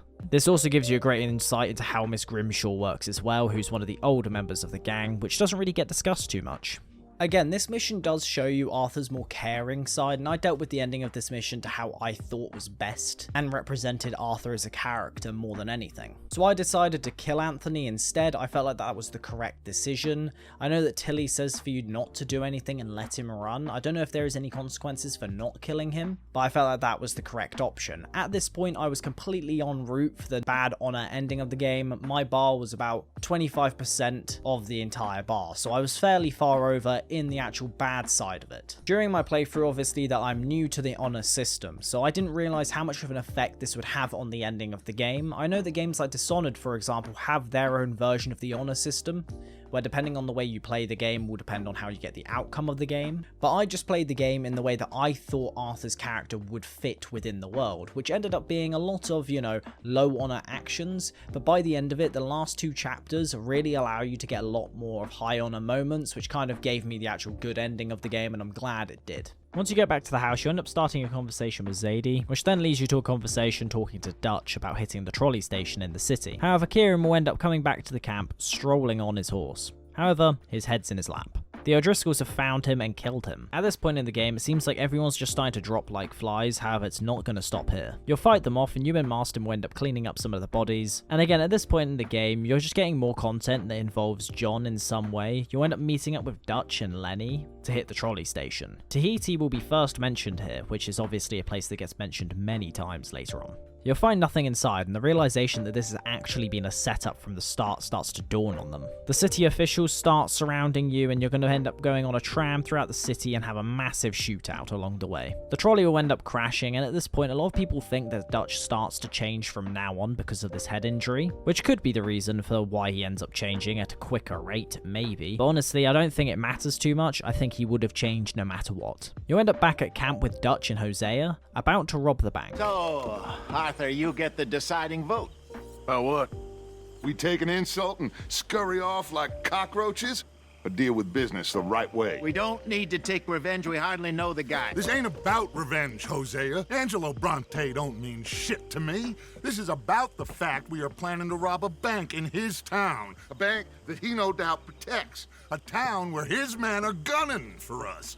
Before we do that, we need to put him out of commission. I disagree. There's always an easier way. There ain't no easier way. Now, I know his type. He is a vindictive little power broker who rules by fear. Now, we pull that stunt in his cesspit of a town, we're doomed.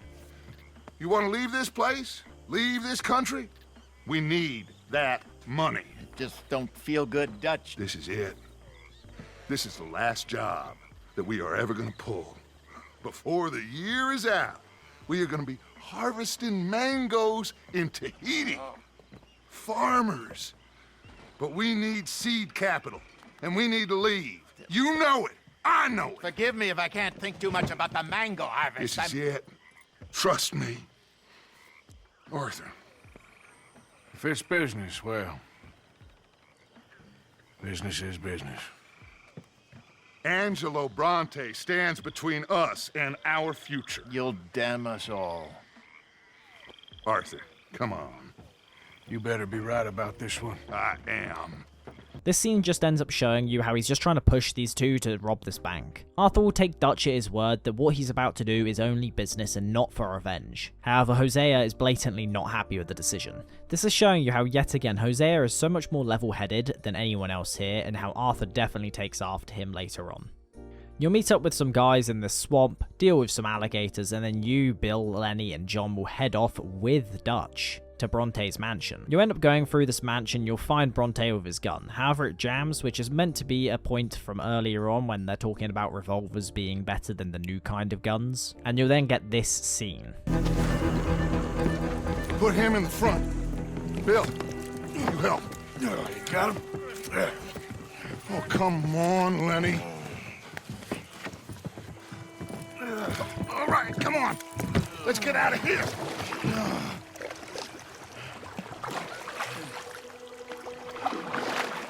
Yep. Hey, big man. We gonna ransom you or what? You're pathetic. Well, I am. Because from where I'm sitting, you're the one deserving of pity, my friend. All your men, all your money, it weren't no match for a bunch of bumpkins. You are nothing. You do nothing. You mean nothing. You stand for nothing. Me, I run a city.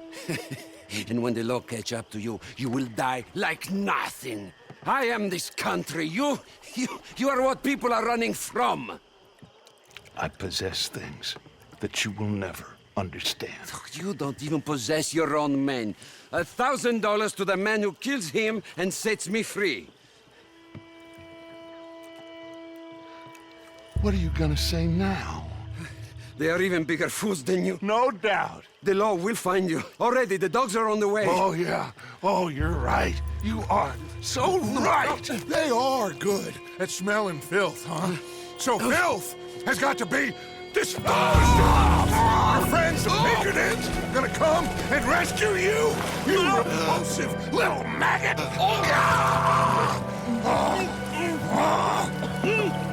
Call them now.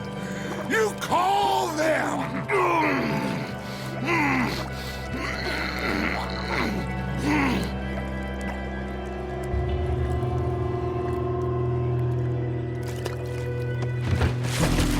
Jesus. Part of your philosophy books cover feeding a fella. Good goddamn alligator, Dutch. The part that covers weakness. That part. I don't know. Well, I do. It ain't nice. I know it. But it is us or him. I figure it might as well be him.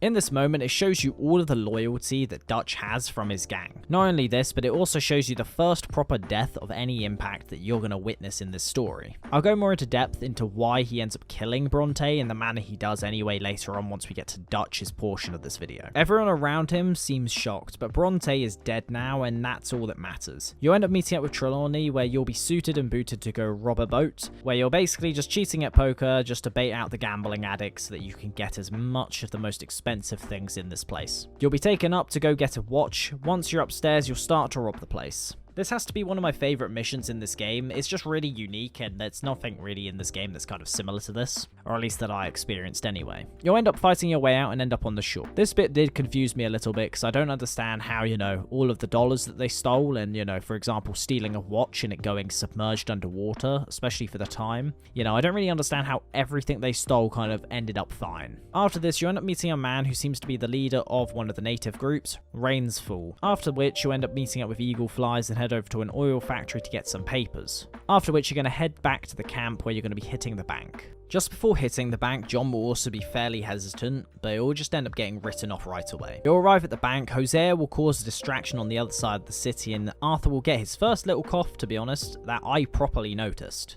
Obviously he has other little coughs throughout this game, but this is the first one that I kind of properly was like, oh, maybe there's something wrong with them. Bank robbery will start and the Pinkertons will just start swarming the building. The Pinkertons will have Hosea hostage, Dutch will believe that there's a rat amongst them, and John will mention that really all this is happening because they decided to kill Bronte. A death that I really wasn't expecting to have happen here was Hosea. I honestly thought he would be one of those characters that would somehow last throughout the whole thing, but honestly they do it in a really good way. You don't expect it and it just happens and it's over. It's not as if like you're there mourning, it just kind of happens, you kind of have to get on with what's going on. A massive shootout will then start and you'll have to start making your getaway. You'll make your way up to the rooftop of the building and Lenny will then get shot as well. Another death that was really impactful for me because I really liked Lenny as a character. And yet again, another person who was kind of on that Hosea, Arthur side of the gang is then killed as well. A small group that is left will end up hiding out and Arthur will say how the Pinkertons knew about the job. The same as the Blackwater, trying to make it out as if Micha is the reason for all of this. Which we end up finding out obviously later on that he might have been a rat the whole time. We at least know he was one after Warmer, at least. You can then see how the gang are at this moment with people like Charles and Arthur who seem extremely unhappy with the situation. Obviously they all are, it didn't exactly go to plan. And you'll get another nod at how Dutch views himself above others at this moment, as Charles is the one who's sat on the seat, nobody else is sat on one, and the moment Dutch walks over he'll signal for Charles to get off of the seat. You'll start making your getaway at night and Charles will make a distraction, and the group will then board a boat. This is where the full beginning of the end for this entire gang has come to. This is where the downfall of Dutch's character has fully gone off the rails. The boat will sink and you'll be washed up on shore, and afterwards you'll just have Arthur walking through looking absolutely dreadful. Not only is he severely ill at this point, like he's getting there anyway, he ends up looking extremely sunburnt and just, you know, bordering dead. He basically looks like a zombie walking around, and that's when Chapter 4 ends up ending and Chapter 5 starts, and that is Gwarmer. What? What are you doing? Jesus. Let me see your tongue. Say ah.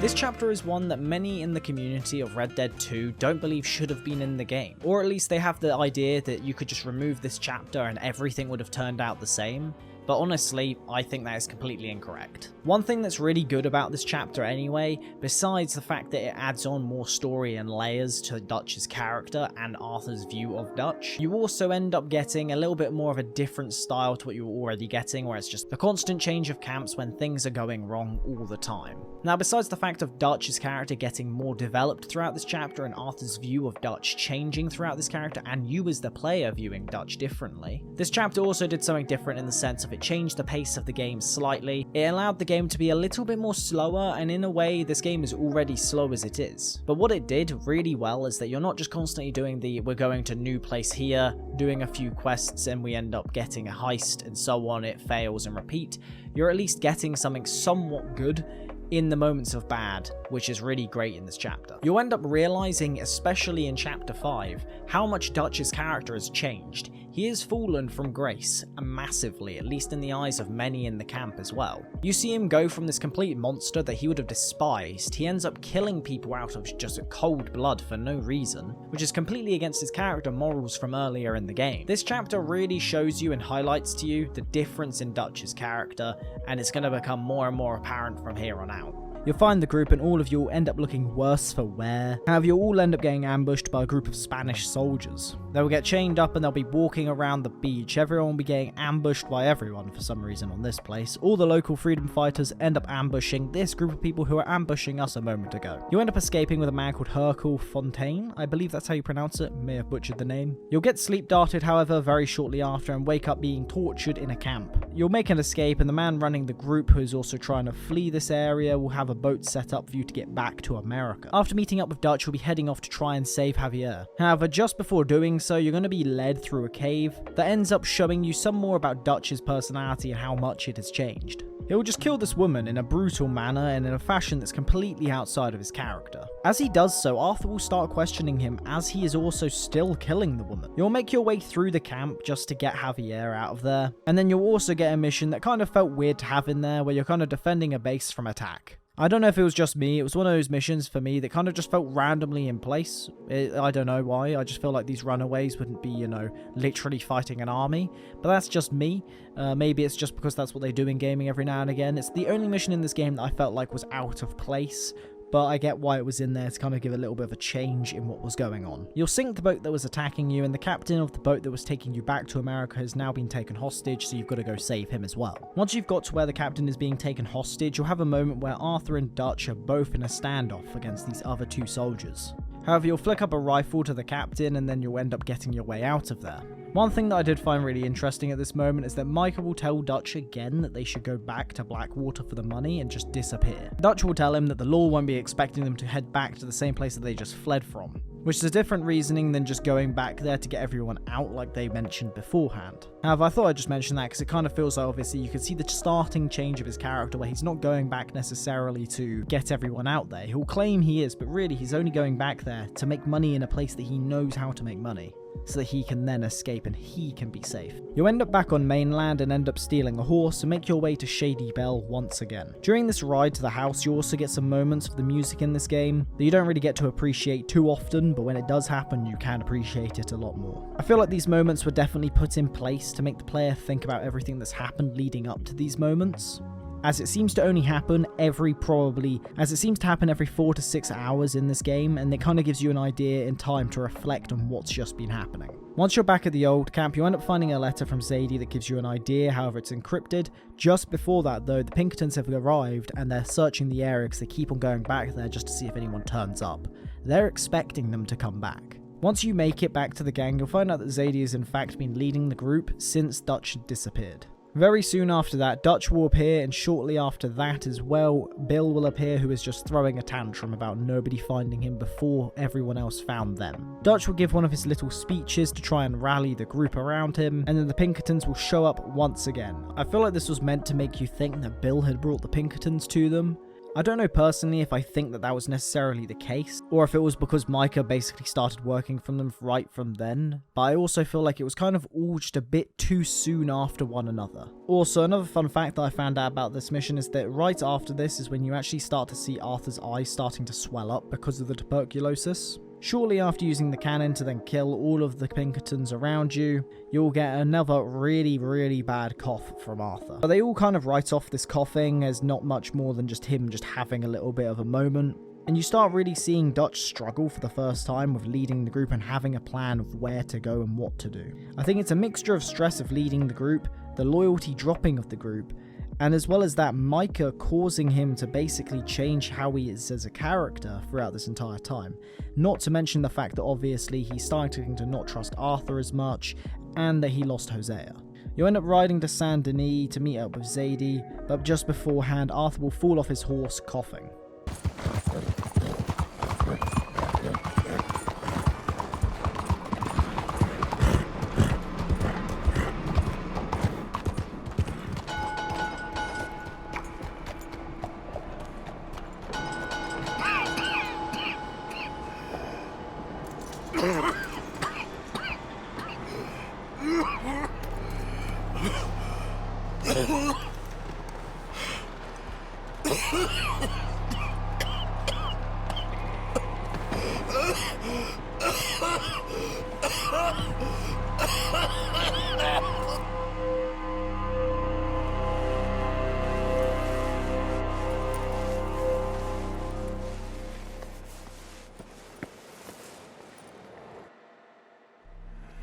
Mister, are you okay?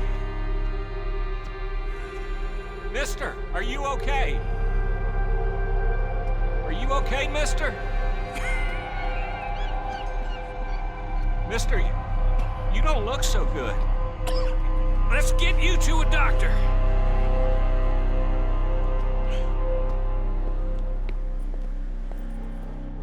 Come on, it's not far. Just down the street here.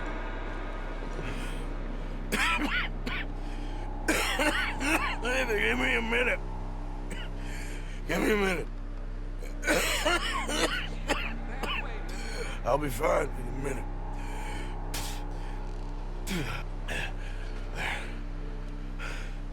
I'm fine. Nearly there, just around this corner. Now you head in there, friend. Go on.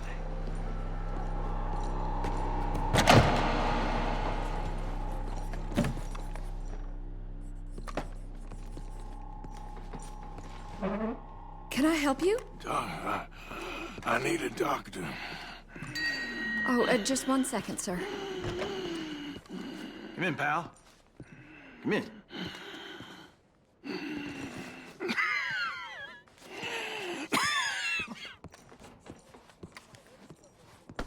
Mister, I need some help. And so it seems.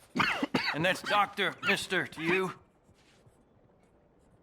I'm sorry. I was joking. Look, friend, I don't mean nothing, but you got money? I mean, before I start treating you, 'cause I got a family. I understand. Here, that do you? Sure. Thank you.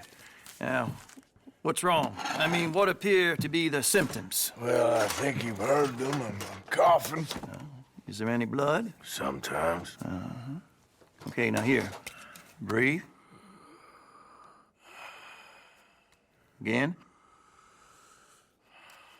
Yeah. Let me see your tongue. Now say ah. Ah.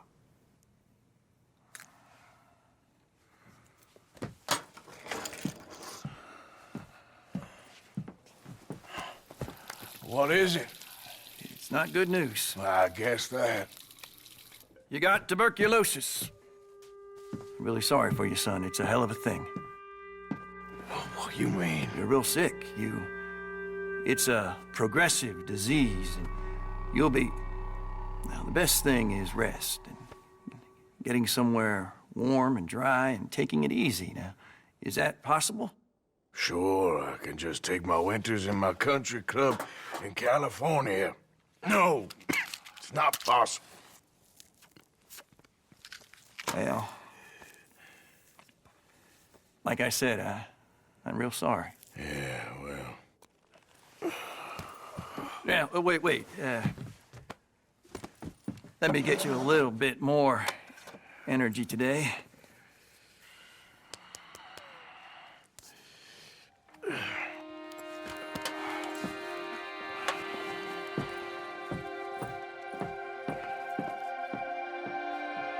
After going to the doctor, Arthur will get diagnosed with tuberculosis. This is the moment where Arthur really starts acting more like Hosea, as he starts to realise that he's going to die. On his walk around afterwards, you'll hear a load of voices in his head, one of which is Mary, then the Pinkertons, then Mrs. Downs, then Milton's voice will appear once again. It's almost as if the first moments that he starts to think about are actually what his thought process is in terms of understanding the situation that he's in. He realises that he should have been with the woman he loved. He realises, well, the truth about Dutch and hasn't actually come to accept it just yet, but he is now starting to realise it. Then he has the realisation of the bad actions that he took and what led them to him actually now being diagnosed with all of this. And then it ends off with Milton saying how they're all going to die like savages. Which again, I do think is the realization that Arthur needed to try and get everyone out of there, because honestly, I don't know if he necessarily fully would have done it. I think he probably would have, as that's kind of where he was going. He wanted other people out no matter what. He doesn't want people within the gang to get hurt for actions because of people like Dutch. You end up meeting up with Zadie once again, and you'll now be on the lookout to try and get John out of prison, after meeting up with a man called Arturo Bullard, who is generally a pretty great character. He's in the game very shortly, but he's great for the moment that he's in it. You'll end up flying over the prison. Knowing that John is now in prison, you'll now start making the plans to get him out of there. Dutch will be quite mad, however, as Arthur starts to confront Dutch a lot more about everything that's happening from here on out. But will get interrupted once again. It will get brushed off as Dutch will start to say to him that Micha needs to do some reconnaissance with him. Which is the first time in this game that Arthur ends up being put in third place behind Micha, who has now somehow made himself to become the second in charge. After doing so and looking into the new location that Dutch has found for their gang, Arthur and Charles will head on out there, find the new camp location. He'll end up saving a girl from a group of cannibals and take them back to the mining town local nearby. You'll also end up running into Mrs. Downs, which once again is just to kind of remind you of the reason why he's got tuberculosis. You'll then head back to the camp where everyone is setting things up. Miss O'Shea will come walking in, extremely upset. She's basically being ignored this entire time. She'll claim that she told the Pinkertons about everything, including the bank robbery. However, she wasn't actually the rat at all. This was just a move that she tries to do to try and get Dutch's attention. Miss Grimshaw will then just shortly after just shoot her, and that will then end Chapter 5, bringing you into the final chapter of this game, and the most important of all, Beaver Hollow. All of you, pick your side now, because this is over. All them years, Dutch, for this snake. Oh, be quiet, cowpoke. Be quiet. You live in the cloud. You'll wake up for the first time in this game where arguments are happening around the camp, which might seem like a really small thing to mention, but it honestly shows you that the camp is no longer the same as what it once was. Especially in comparison to the first two chapters of this game, where almost every single time people are interacting with each other, it's almost always in a positive manner. So many have died at this point, and so many are starting to do things that just aren't right, that it's understandable as to why the gang is all split up now. You end up meeting up with Zadie and Abigail to go rescue John, and on your ride back to camp with John, you'll mention how Dutch kind of just saw him getting captured and he felt like he could have had a moment to have done something, but chose not to. Which is obviously very similar to what ends up happening to Arthur, and probably what happens to John with the train heist as well. Now Arthur will now say something that makes the player have to think a little bit, which is that Dutch could have just simply not been the person that everyone thought he was this entire time. Not just the person that he was a few months ago to them. Getting back to camp, you'll get this cutscene.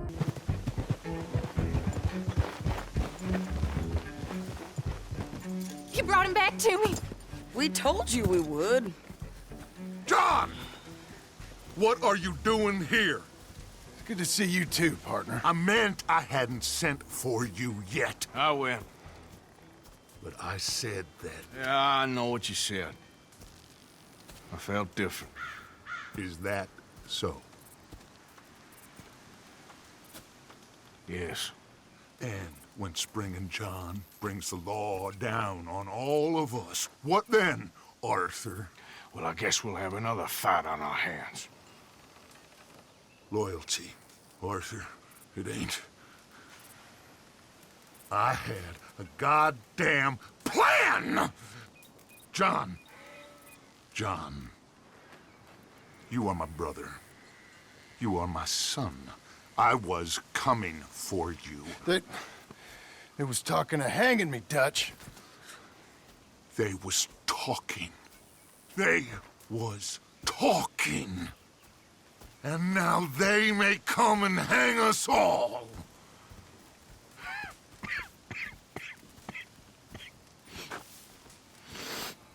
At this point, Arthur and Dutch are pretty much fully at odds with one another, and almost each encounter between them from this moment forward has so much tension that it could be cut with a knife. Arthur will wake up the next day, and you'll end up going and meeting up with Dutch and Micha, who are about to go take out the person who is funding the Pinkertons, Mr. Cornwall. Your impudence will be your undoing, sir.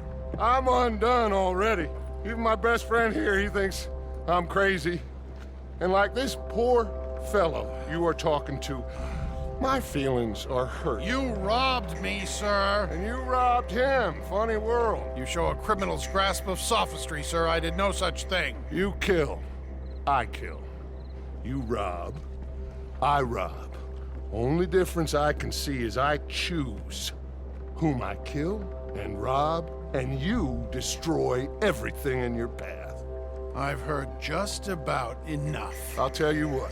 You give me this ship, $10,000, and safe passage out of here, I'll let you live. I'll do no such thing. You sure? Good. I prefer it this way. You've lost your man! Noise, Arthur! Noise! This is a moment where you can see once again the Dutch has fully gone off the rails. He tries to justify his actions, claiming that it's going to protect the gang, but whoever he is now, or the person that he has been the entire time, is not able to hold up the Messiah persona he once was able to. You'll shoot your way out of this town, and once you're out of the area, you'll get this scene where it's more of a lead into the next big plan Dutch has. And Micha at this point has now officially become the second in command, as Dutch will say that him and Micha need to now go and talk about the plan, not Arthur. Arthur typically never was making the plans anyway, but he always got a vote in it, but at this point he's not even considered. Hosea to me was the only one who was probably keeping Dutch at bay, and in my opinion I think Micha kind of has a similar resemblance to how money affects people. The more money someone has doesn't necessarily make them a bad person, it just ends up making things that are great about their personality even better, and things that are bad about their personality even worse. This is a very common trope within films, games, and TV shows, and in life in general. But this is how I think that Micha is more like money, is mainly because the more Micha is within Dutch's head, the even good sides of him start to fade away a bit more, but you end up getting that bit of redemption at the end. But the main reason why he ends up going further and further down this road is because he ends up not viewing Arthur as his equal in any way. He just ends up ignoring Arthur, and he ends up going further and further down the hole that is Dutch turning into a complete monster. You end up talking to the Reverend, and he's about to tell you how he's cut out morphine from his life, and that he's basically tried to now stay sober. However, Dutch will yet again interrupt you, as he is clearly more important. Dutch has a new plan, which is basically just to head to New York and make some noise to get away. Eagle Flies will turn up at the camp requesting some help, and you can kind of tell by the way that Dutch is in this moment that he is extremely infuriated with Arthur, and basically thinks he's been doing stuff behind Dutch's back. Starts to calm down, however, the moment he realizes that he can manipulate the natives so that he can escape and all the rest of the gang, at least supposedly all the rest of the gang, can escape. After getting the horses back, you'll meet up with Bill and Micha. Micha will now start to refer to you all the time as Black Lung, which obviously is fairly disrespectful for Arthur anyway, because, you know, he's dying.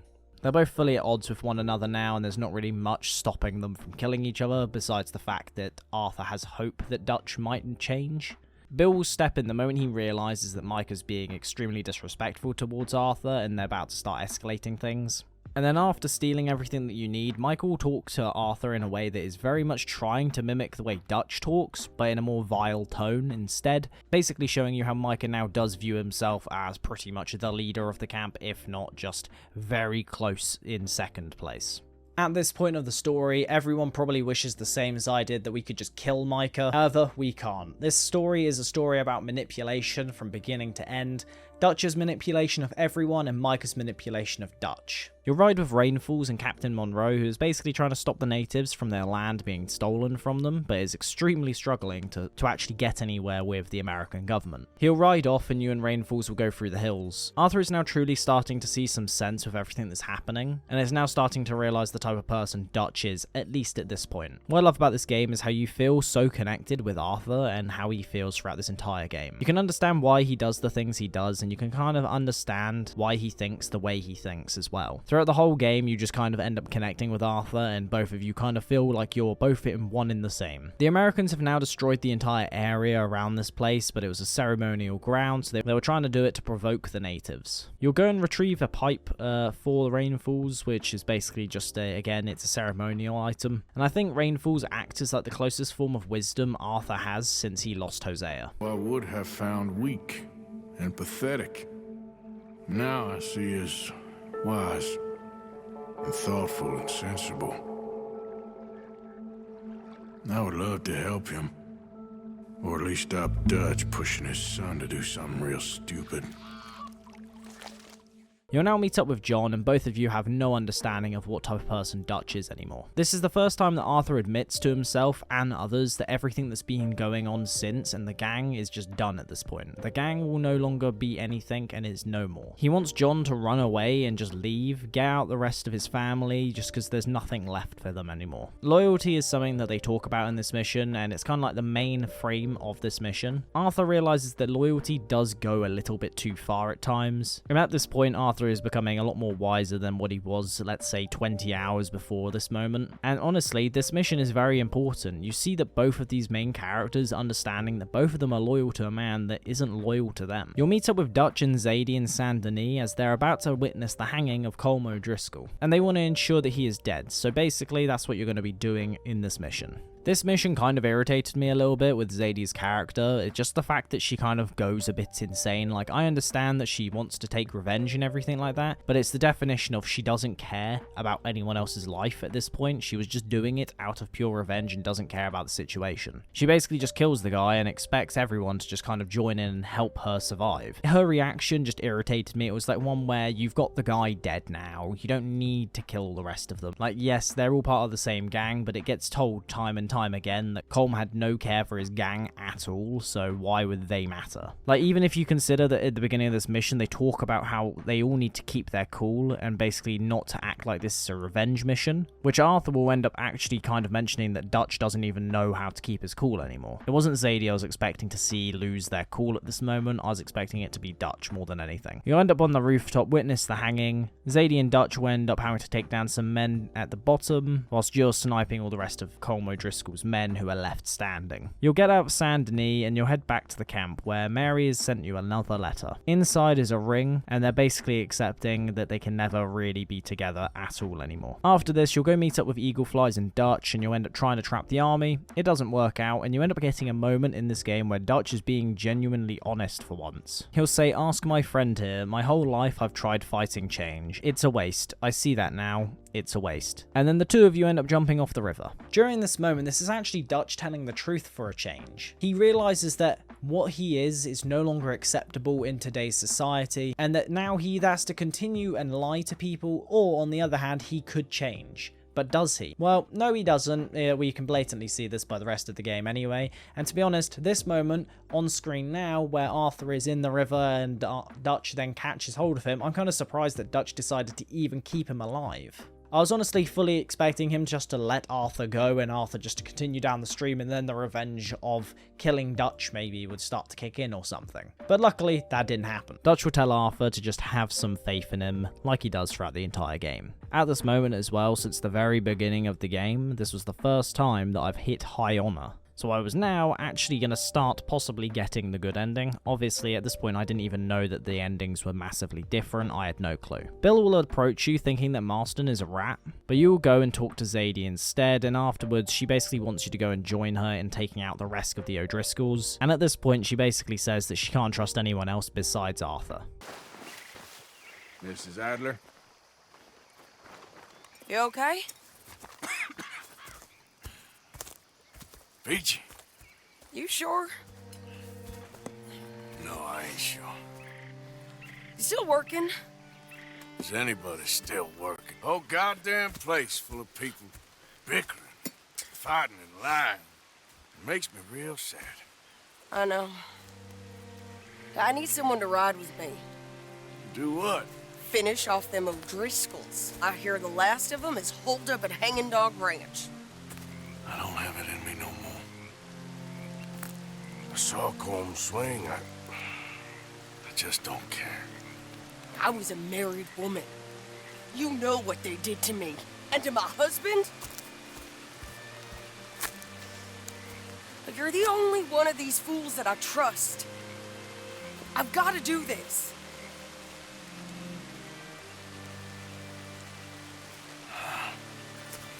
I'll tell you what, I'll do it. But there's something you can help me with. Abigail? Jack? John? Make sure they make it. I mean, this whole thing is pretty much done.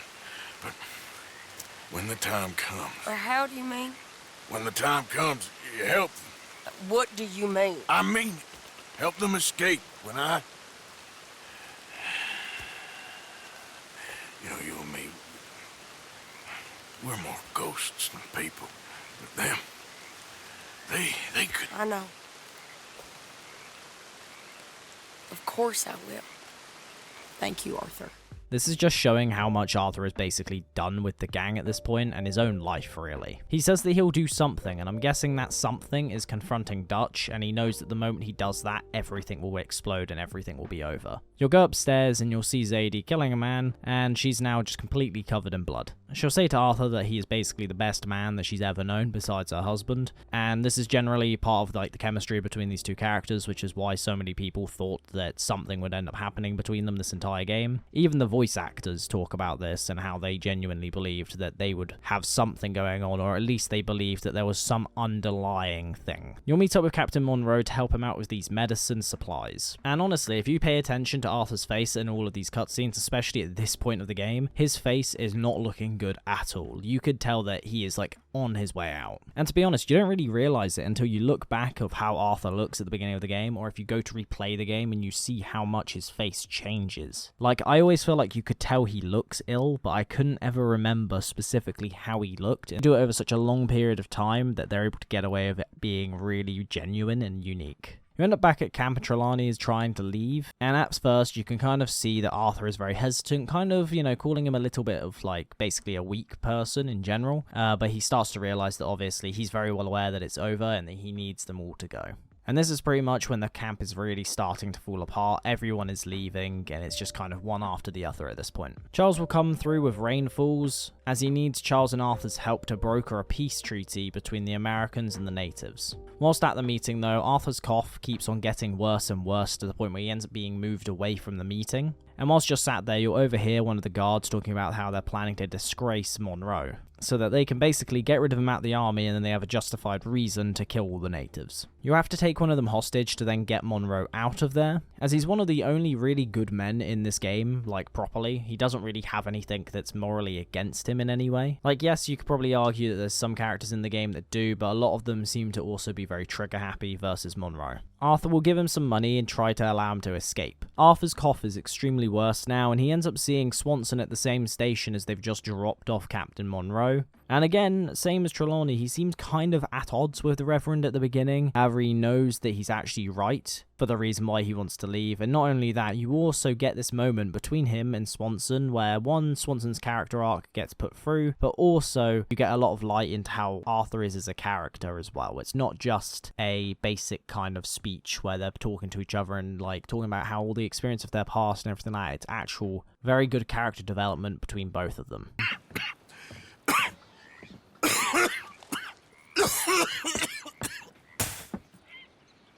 Reverend?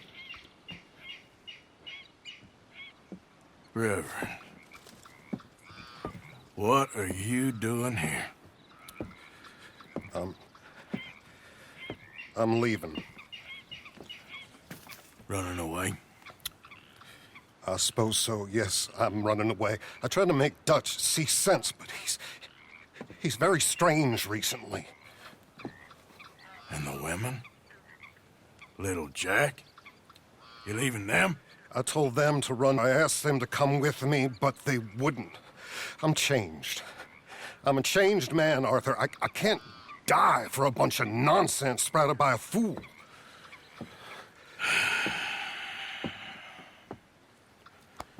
I understand.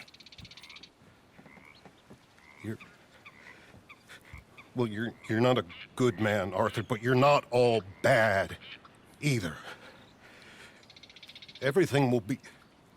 Your journey, your path will be just fine. I'm worried my path is coming to an end, Mr. Swanson. Maybe. I felt that way for a long time about myself, but you'll do what's right. I don't know about that. I do. Save who you can and let the rest rot. And look after yourself. Maybe. We'll see. You do see.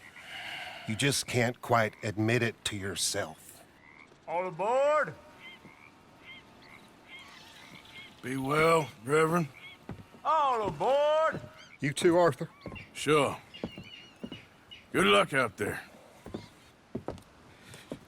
You lived your life like a man, Arthur, and you turned into a good man. If we were all like you, things might have turned out differently. You're getting mighty sentimental, Reverend.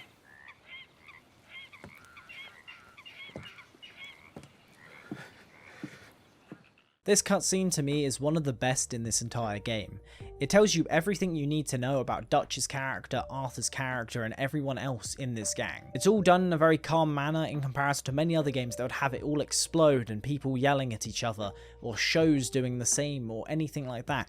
All good shows can portray a story in a way that doesn't have to be over the top and dramatic. You'll end up heading off with Charles to rescue Eagle Flies, and after doing so you'll head back to camp and get this cutscene. So why are these two still here? Old pals. They're getting real comfortable. We need guns for what's coming. Cleet and Joe know how to fight. It's lucky I bumped into them. What is going on, Dutch? What is happening to us? What's happening to you? You show him some respect. Excuse me? Mr. Vanderlyn! Mr. Morgan! Charles! They try to kill my people for oil! For oil! Today we ride once more. Ride with me! Ride with us! Ride with us against the factory! I love your courage, son. It is a thing of great beauty. Stop! Everyone stop! My son. My last son. Don't. When I was your age, I fought. I saw death. I have killed. The men I knew were slain. My firstborn, your brother, had his head smashed by a drunken soldier. My wife had her throat slit. I made peace.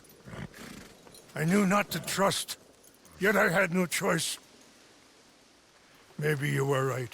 Maybe the slow death is worse than the fast one. Maybe none of these men are good. Maybe a world in which they came to us is a world that we cannot endure. But endure we must. Father, you are tired. Do not die for pride, my son. We have suffered too much in this trick. The earth, the water, they have no pride. They endure, and we must endure. My only boy, my precious boy, do not mistake my strength for weakness. As your chief, I implore you. Your words mean nothing to me, Father. Don't. Ride with me! Stop. Please. Stop. Please, Mr. Morgan, after you helped me after we spoke, this is just a trap. My son, my people will all die. You help this fellow, Arthur? Please. What of it? What else you been doing behind Dutch's back? What? The wars are over. We have lost. These young men will be annihilated. Please. I'll see what I can do. Charles, who else will come with me? Oh, all right, Arthur. Who knows what other secrets I'll learn about? Who else? I will. And me. Me too. Oh, and me. Dutch is now fully no longer trusting Arthur at all. Arthur was doing what he viewed as right, and because of that, Dutch basically views it as he wants the natives to succeed and win, even though Dutch views the natives as just something that's disposable. This is again a very massive difference in character. Arthur does actually seem to want to help these people, versus Dutch, who just wants to use them, manipulate them to get what he wants. Whilst on their way to the oil fields, it ends up basically being the case that they're all squabbling amongst each other, and there's a massive change of tone between this gang now versus, let's say, when they were going to hit the bank in Saint Denis. Once all the factory stuff is all taken care of, you end up finding out that Dutch actually wanted the natives to hit the factory because there was bonds inside of them that they could sell and then get out of there. But on the way out, Arthur will get discombobulated, and Dutch will end up just walking away from him, letting him die. This is one of the really massive key areas of this game, and again I will talk about it more in depth with Dutch's character. Eagle Flies is the only reason why Arthur ends up surviving. He saves Arthur, however he gets shot himself and ends up almost dead. After getting the two of them out of there, the gang are basically ready to ride out. Dutch tries to completely deny in front of everyone that he just left Arthur to die. Arthur doesn't know if Dutch has just become what he truly was deep down, or maybe he just became what he swore to hate. After getting Eagle Flies back to the natives, Arthur will leave, riding back to camp. However, on his ride back, he'll go for a massive episode of coughing where he'll fall off his horse, and the same German family that you helped earlier on, who gave you the gold bar, will end up taking you in, healing you a little bit, and you'll end up just kind of waking up on the side of the little mining town. Once back to the camp, Dutch is complaining about how all of the members are leaving.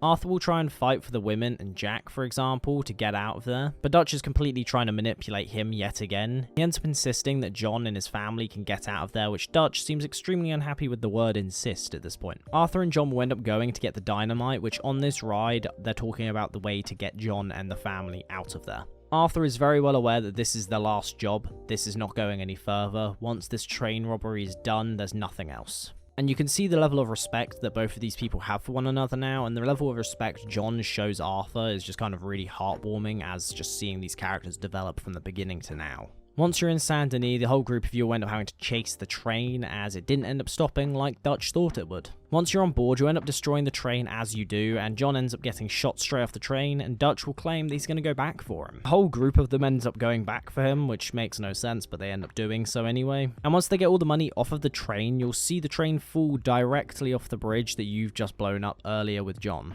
Dutch claims that he tried to save Arthur, but obviously we know that that's a lie, and you'll end up riding back to camp and you'll get this scene.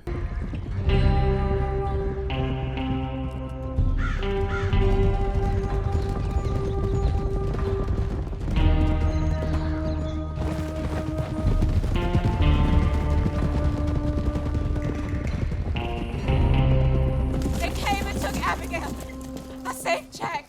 We hid, but they took Abigail. Who did? Agent Milton and his men took her to Van Horn to be put on a boat and tried for murder. I am sorry to hear that. We gotta let her go. John's, well, sorry, son. Without John, she's just bait. We got a bunch of money, Dutch. She's just a girl. They won't do nothing to her. But me and the boys know. Yep. We need to keep riding on this one, Dutch. You know it. Every man here knows So we it. just gonna let the boy be made an orphan? It ain't like that. What is it like? I wanna live, cowpoke. I still got the choice. Dutch, it's just a girl. You're right. Micah, it pains me to say it, Arthur, but he's right. Hutch! Come on, boys. Yeah!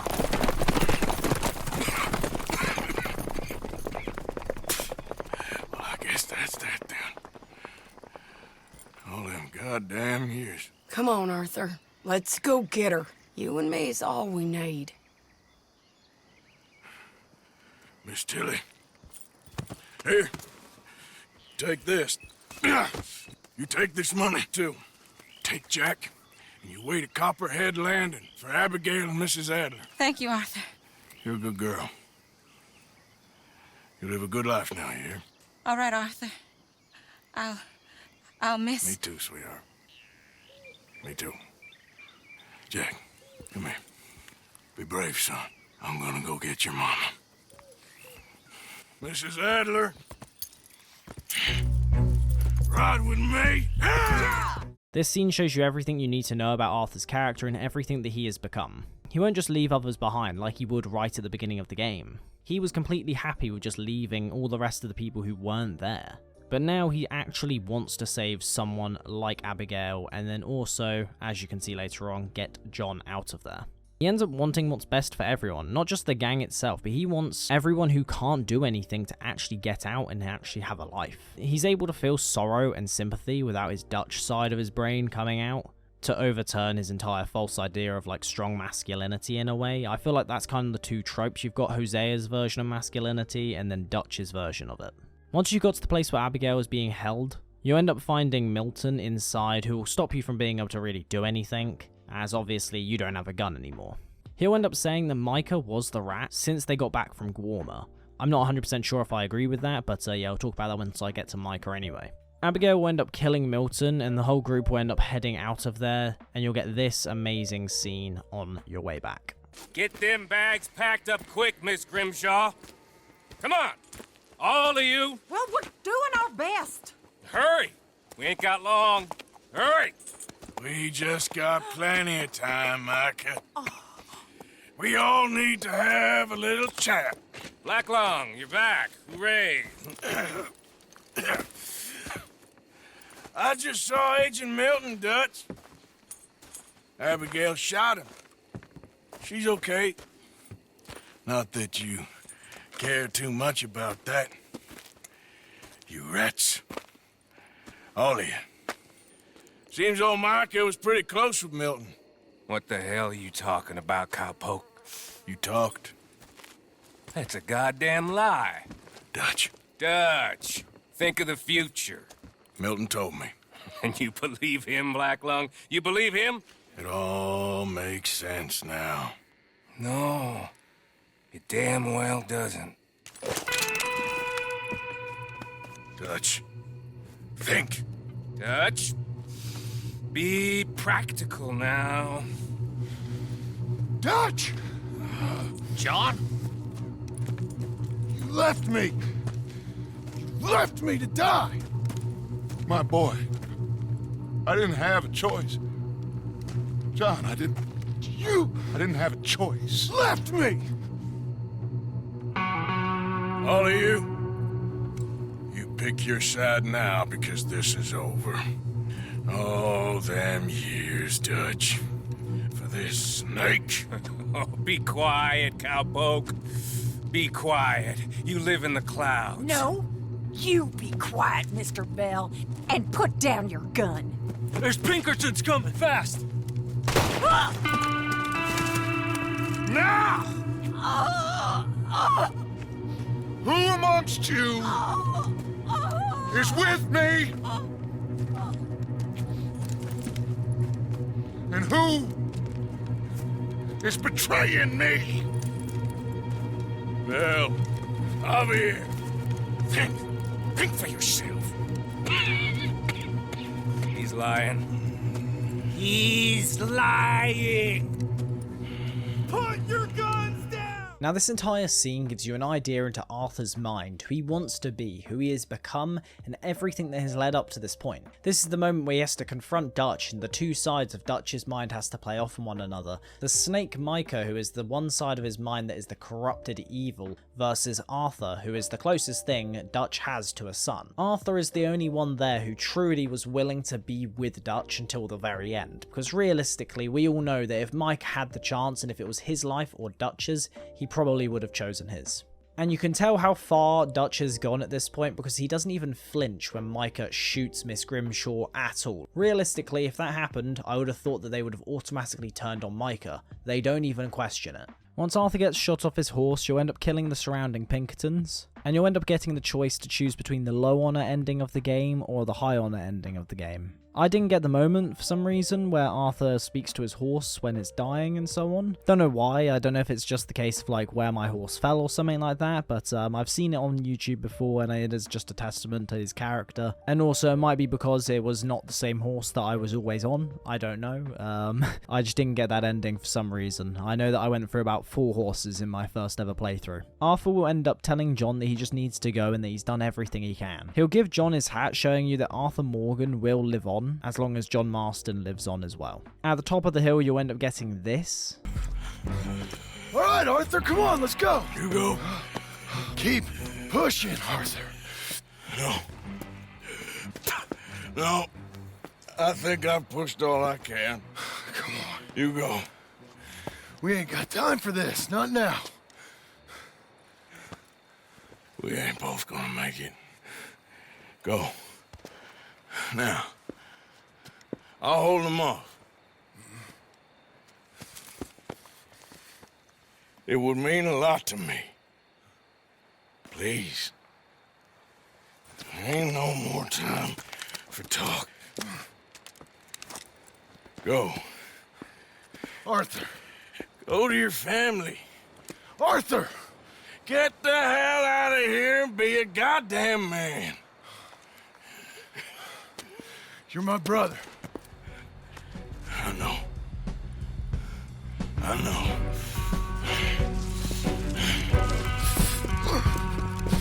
God damn you bastards!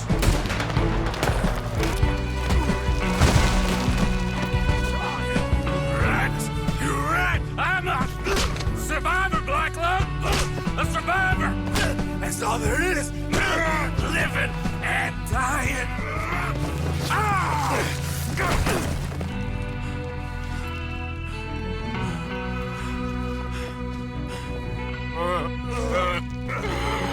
Oh, Black Lung, you don't know how much I love.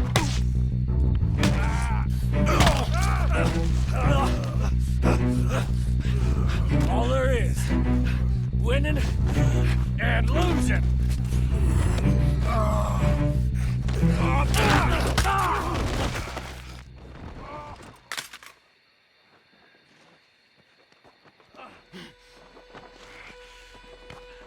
Oh, Black Lung. You ain't gonna reach that gun. You ain't. You lost, my sick friend. You lost. In the end, Rocket, despite my best efforts to the contrary, it turns out I've won.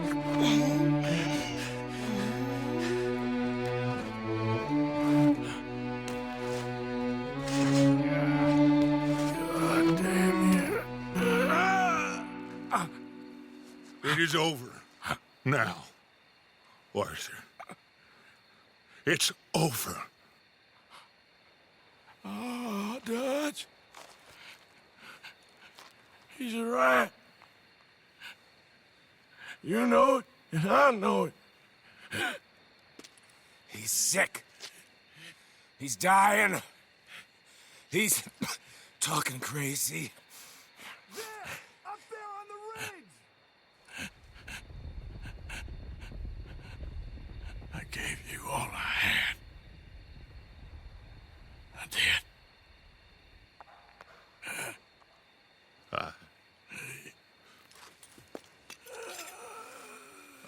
Come on. Dutch. Let's go, buddy. We made it. We won. Come on. John made it. He's the only one. The rest of us... No. But I tried.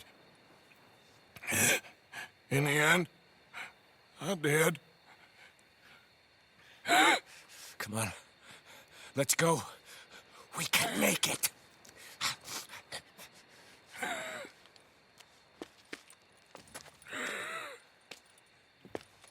Come on, Dutch. Come Come on! Ah!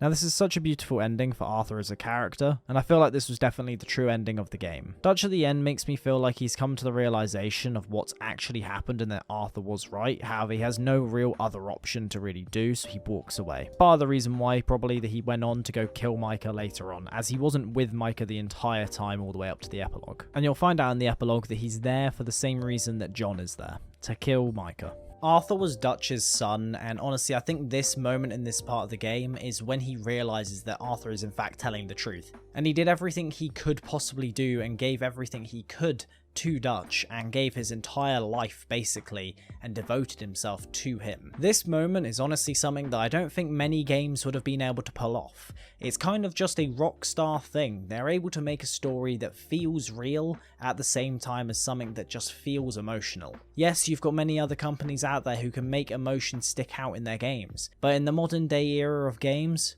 it's almost next to impossible. People just aren't willing to make a compelling story anymore. Everything always has to be combat over story, or multiplayer and microtransactions over having anything tangible that's actually a great story being told. I personally didn't end up crying at the end of this game, but if I was probably in a worse off mood, I probably would have, as it definitely is trying to make you think and hit home as everything that's gone on in the story leading up to this point. I can just tell by the way this scene is and how it makes me feel even watching it back when I'm recording this video and editing. I can tell that it just the way it makes me feel is something that is so close to home that makes you just fully feel connected to this character that you've basically spent the last 30 hours playing as. Rockstar did something incredibly special with this game and made one of the best stories ever told in the whole of gaming at this moment. I don't think there's many other games out there that could ever actually change my mind on that, and I don't think it will be at all changed for many years to come. You can definitely tell based off the actual production value of this game, from everything from the development to the story, all the way through to things like the motion capture and how much animation went into this game,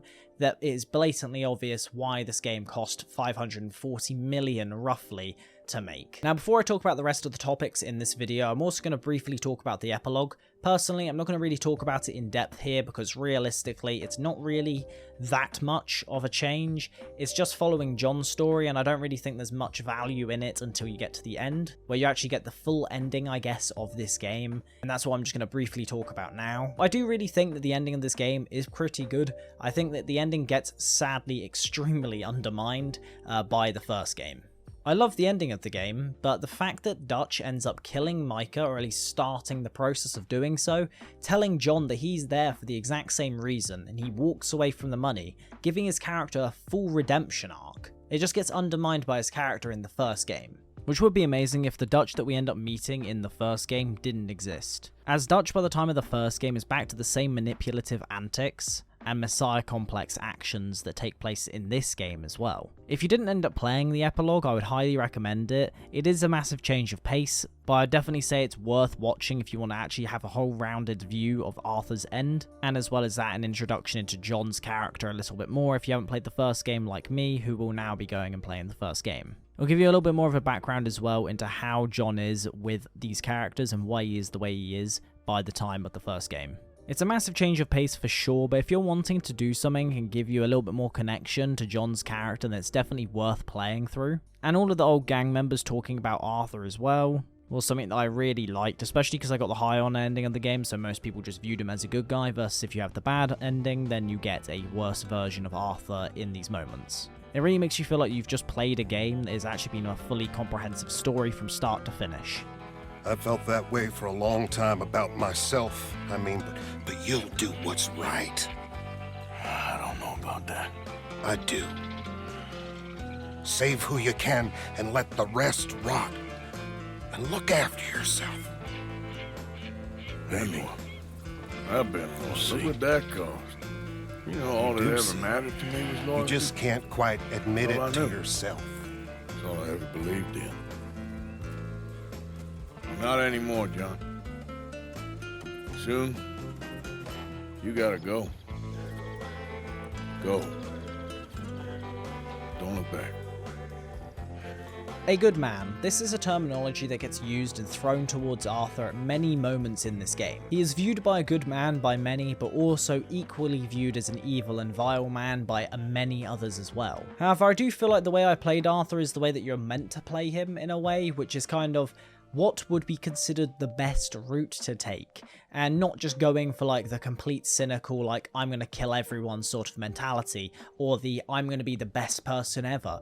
These aren't the ways that Arthur is meant to be played. He's meant to be in the middle somewhere, but I do think he's fundamentally meant to be a good guy. Some of these choices may be considered moral, and others may feel like he's just being a good church boy. The story of Red Dead Redemption is simply just put down to the last word in the title, redemption. This is meant to be showing you a story about Arthur and Dutch really, more than anything, and the redemption of these two. Arthur at the beginning of the game was a man who was cold, shy of showing anything more than just a strong man persona, and he was basically very similar to how Dutch was in this game, just mostly anyway. He was willing to leave Micha rotting in a jail, which yes, looking back on it obviously, if only that happened then all of this probably wouldn't have been as bad as it is, but it is the case that definitely Dutch at least had some level of morality to him where he didn't want people to die, he didn't want people to be captured and so on. Dutch at the beginning of this game comes across like a man who basically just wants people around him to be well off, and the people who are being oppressed by Uncle Sam as they always talk about it. Arthur won't though. Based on how he is right at the start of this game, you can tell that he doesn't really care too much about the point of helping just the common person. The only time Arthur does anything at the beginning of the game really that's helping someone who's in need is Zadie Adler. And this only happens really because he has sympathy for people whose lives have been ruined by people like the O'Driscolls, and also that Dutch was telling Arthur to also look after her, so it's both of those things. Arthur doesn't come across at the beginning of the game like he was really caring to look after certain people. I'd say as the game progresses, he did start to care a lot more. By the end of this game, Arthur ends up having helped out many different people. Sure, he makes it a bit of an effort for some, and depending on how you play the character and the choices that you decide to make, you can just choose to outright just not help people. But I think it does show that his character really is meant to be the sort that does help people. They wouldn't put in these different things like, sure, you can ignore them, but really you're meant to accept them. He's meant to be someone who lives by Dutch's values to help the people who need helping. He goes from someone who's willing to hold a grudge completely against John for completely abandoning the gang and Jack for a whole year, to someone who's willing to basically lay down his life so that Jack, John and Abigail can just get out of there and live their own life. Arthur ends up coming across more like a father figure to me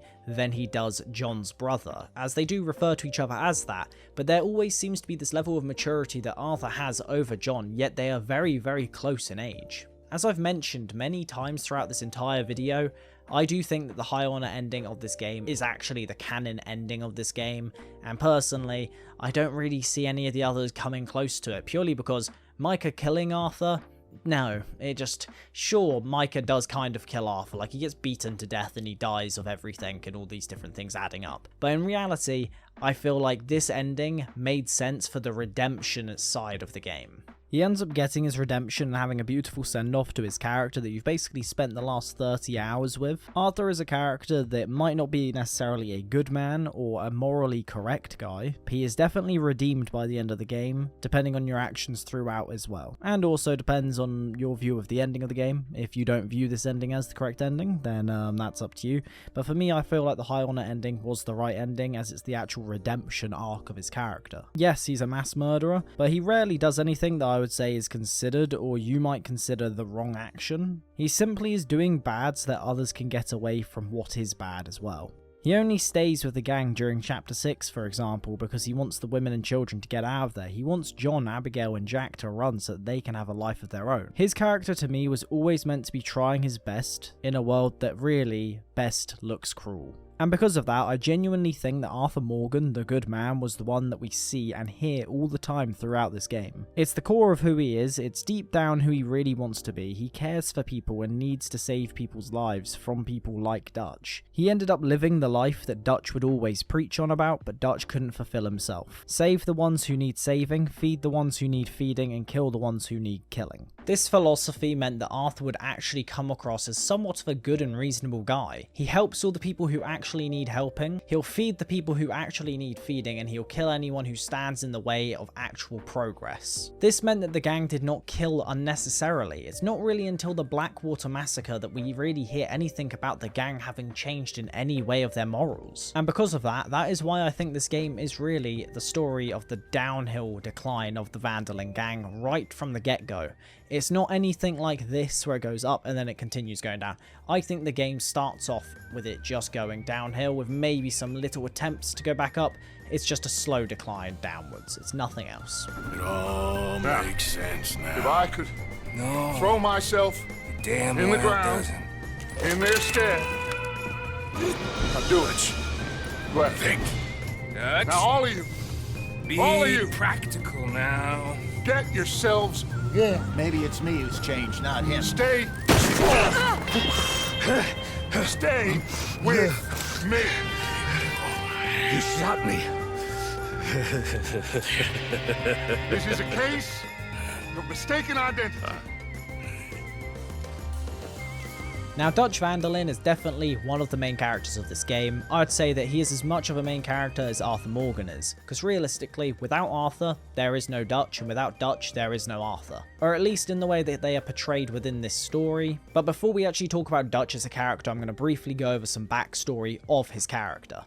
Dutch was born in 1855 in Philadelphia. His mum was English and his father was Dutch. His dad ended up fighting the Union in the Civil War, and basically it's implicated heavily that it was in the Battle of Gettysburg, but again, it's never really confirmed. Because of this, Dutch just absolutely hates Southerners, and you can tell this during the entire playthrough of your game. He'll talk down to them in a very specific tone, and also he ends up taking out an exact revenge plan against the Braithwaites, primarily because of this hatred he has towards Southerners. He started to hate authority at a very young age. It's also said in some of his backstory that this is the reason why him and his mum didn't get along. Eventually he'll meet up with Hosea and go through a lot of different gangs, but will eventually come across Arthur at a very young age, and the two of them will mold Arthur into basically their very loyal lapdog, who heavily respects both of them. And eventually the gang itself of the Van der Linde gang will end up joining with the O'Driscolls in some form of mutual partnership, which ends up eventually resulting in the hatred towards one another many years later.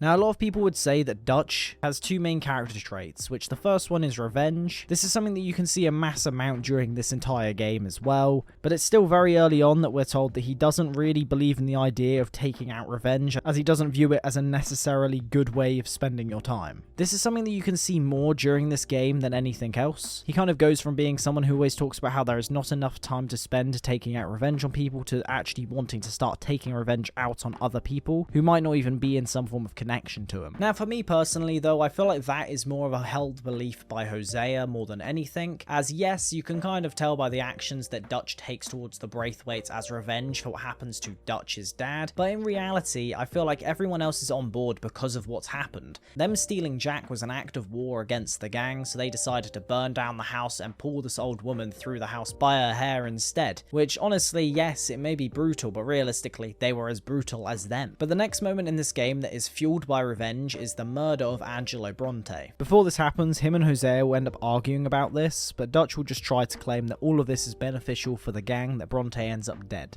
During this, he's pretty much just trying to claim that he doesn't want Bronte dead for the sake of him being dead, he wants him dead so that the gang can rob the bank. Arthur will take Dutch's side in this moment, believing that it's solely down to business and nothing more. Later, obviously, we find out that it's not really just about business, it's partially, but not fully. The death of Angelo Bronte in the end comes down to revenge, but I'd also say that there is a massive amount of rage going into Dutch at this moment that you never really see in him at all throughout this game. He wanted to make a point that he couldn't be beat by someone like Bronte, who looks down on someone like Dutch as viewing him as just nothing more than just nobody outlaws, who all they're good for is killing and stealing, nothing more. But this game has 3 major murders that take place by Dutch that really impact him as a person and show Arthur and you as the player everything you need to know about his decline. The first of which is the death of Heidi McCourt, who is a young woman that Dutch ends up shooting on the ferry job of Blackwater. Nobody truly knows what happened, but many either believe what John said, for example, where Micha encouraged him to kill her, or there's the other side of it, the belief that he may have just done it out of a complete act of rage, like the woman in Guarma, for example. Personally, I do think that he probably just killed her because of Micha and the manipulation that he was using, for example, just goading him. He does it throughout the game where he goads Dutch into doing things, or at least attempts to do so in many other moments in this game. This is the first instance of Dutch's moral code of helping people who need helping, feeding people who need feeding, and shooting the people who need shooting starts to take a shift, and that's the Dutch that we get introduced to right away. As all of those ideas follow the idea of needing something, not might or should or might end up doing in the future or could,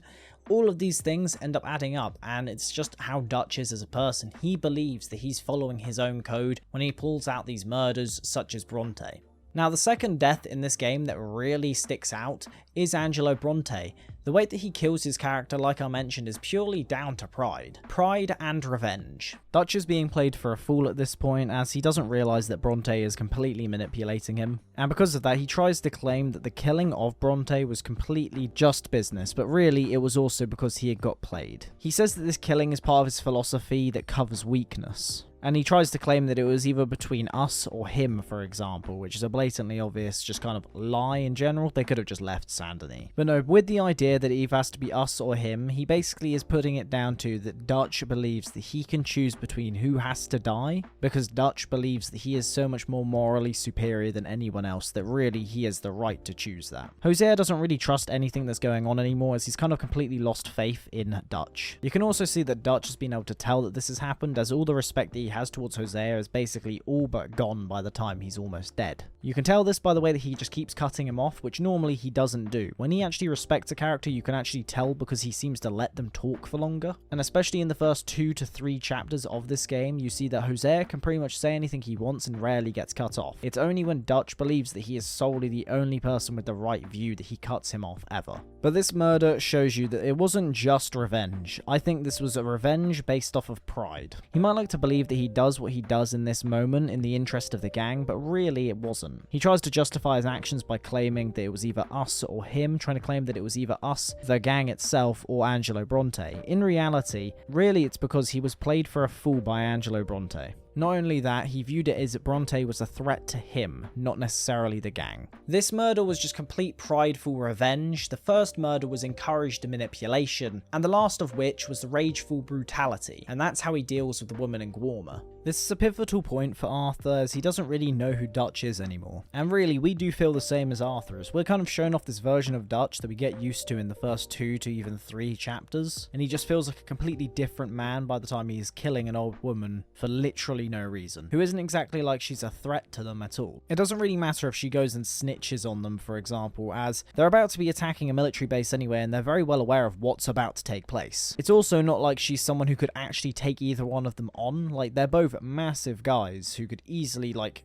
you see, break her neck just by slamming her up against a bit of wood over and over again. Like, he was able to lift her up by his hands. That's it. It's not like there was much of a difference, so this just shows to you the difference in his mentality from the beginning of the game that you got used to now. He first tries to claim that he knows Spanish, and then he says that he just knows people. He realizes very quickly that Arthur doesn't believe him and is really not trusting him. You can tell that Arthur doesn't trust him anymore because this gets mentioned over and over again about him keeping his cool, but not only that, in this moment you end up having Arthur even question him, saying, I thought you knew Spanish, and then it gets followed up with the rebuttal of, well, I know people. This is just showing to you that Arthur is no longer trusting of Dutch in any way. I think this killing also probably made Arthur look back more over the different types of moments throughout this game, which kind of leads him to thinking the idea of maybe he was just like this the entire time and we never knew. Because it wouldn't surprise me if, for example, he kills people before the events of this game, and Arthur's been told some form of blanket covering terminology to hide away things. Now, besides revenge, greed is another part of his personality that a lot of people like to talk about more and more, but personally, I don't actually fully see it. Like, yes, I understand that he dresses differently, he rides the white horse,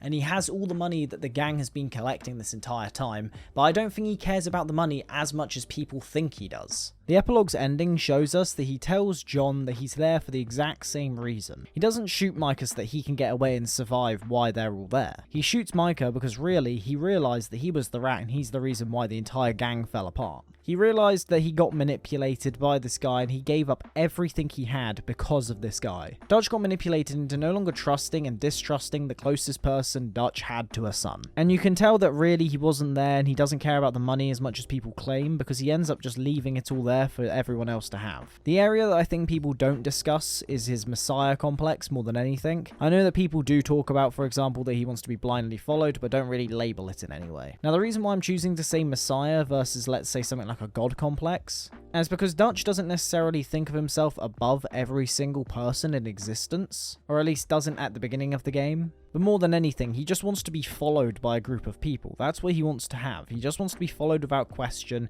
He doesn't necessarily think that he's above people. He just wants to be blindly followed. You see this all the time throughout this game with his constant want for people to just stay with him, keep faith, and his constant droning on about loyalty. But how can you be loyal to a man who isn't loyal to all of them in return? Because Dutch stops caring about all the people within his gang, that is the true reason why it all fell apart. Now, the last major question that is always up for debate about his character is whether or not he was always like this or if he changed. Now, the game will show you this many times with the way that Arthur and John talk to each other, originally believing that Dutch simply just changed over time, and then a chapter later they will both start to believe the idea that maybe he just wasn't the person they thought he was. However, I think it is actually more complex than just those two ideas. I know a lot of people like to either have the idea that, you know, he was just always like this and it wasn't until he has a head injury that he ends up the way he was. I don't think the head injury was something that was actually that pivotal to his character changing. I think if he was going to change, it would have happened anyway. So, was Dutch always like this?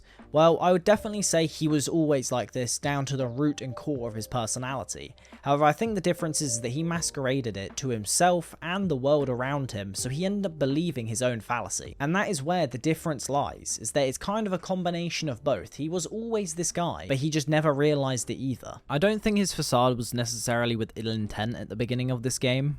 The first two chapters of this game, I do genuinely believe that he was actually witnessing Dutch talk and act in a way that he believed himself to be. He is a walking contradiction, as you see later on with points that are made in this game. I do believe, however, that he's just believing his own lies. He believed as he indoctrinated new members into the gang that he'd be able to give them a moral code that could distinguish himself from other gangs out there. And that code is one that he wanted to have upheld the entire way through in the core of his gang. But at Dutch's core, sadly, he couldn't, which is why he ends up changing later on in this game. Micha, like I mentioned earlier, kind of reminds me of the idea of money. The more money someone has doesn't necessarily make them bad, but it will amplify the areas of their personality, and it did for Dutch anyway. The more he spent around Micha, he would view himself as above others. He started to believe that he knew who was worthy of being killed and would act upon it immediately. He started to believe that his idea of loyalty meant that everyone had to follow him blindly regardless of his actions. Micha simply ended up eroding the moral code and ethics of the man Dutch van der Linde. Now, I don't believe that Dutch simply just took the mask off and showed the world who he actually was. I think this was a slow erosion of his beliefs that was pushed and manipulated by Micha into a person who really, like he always says,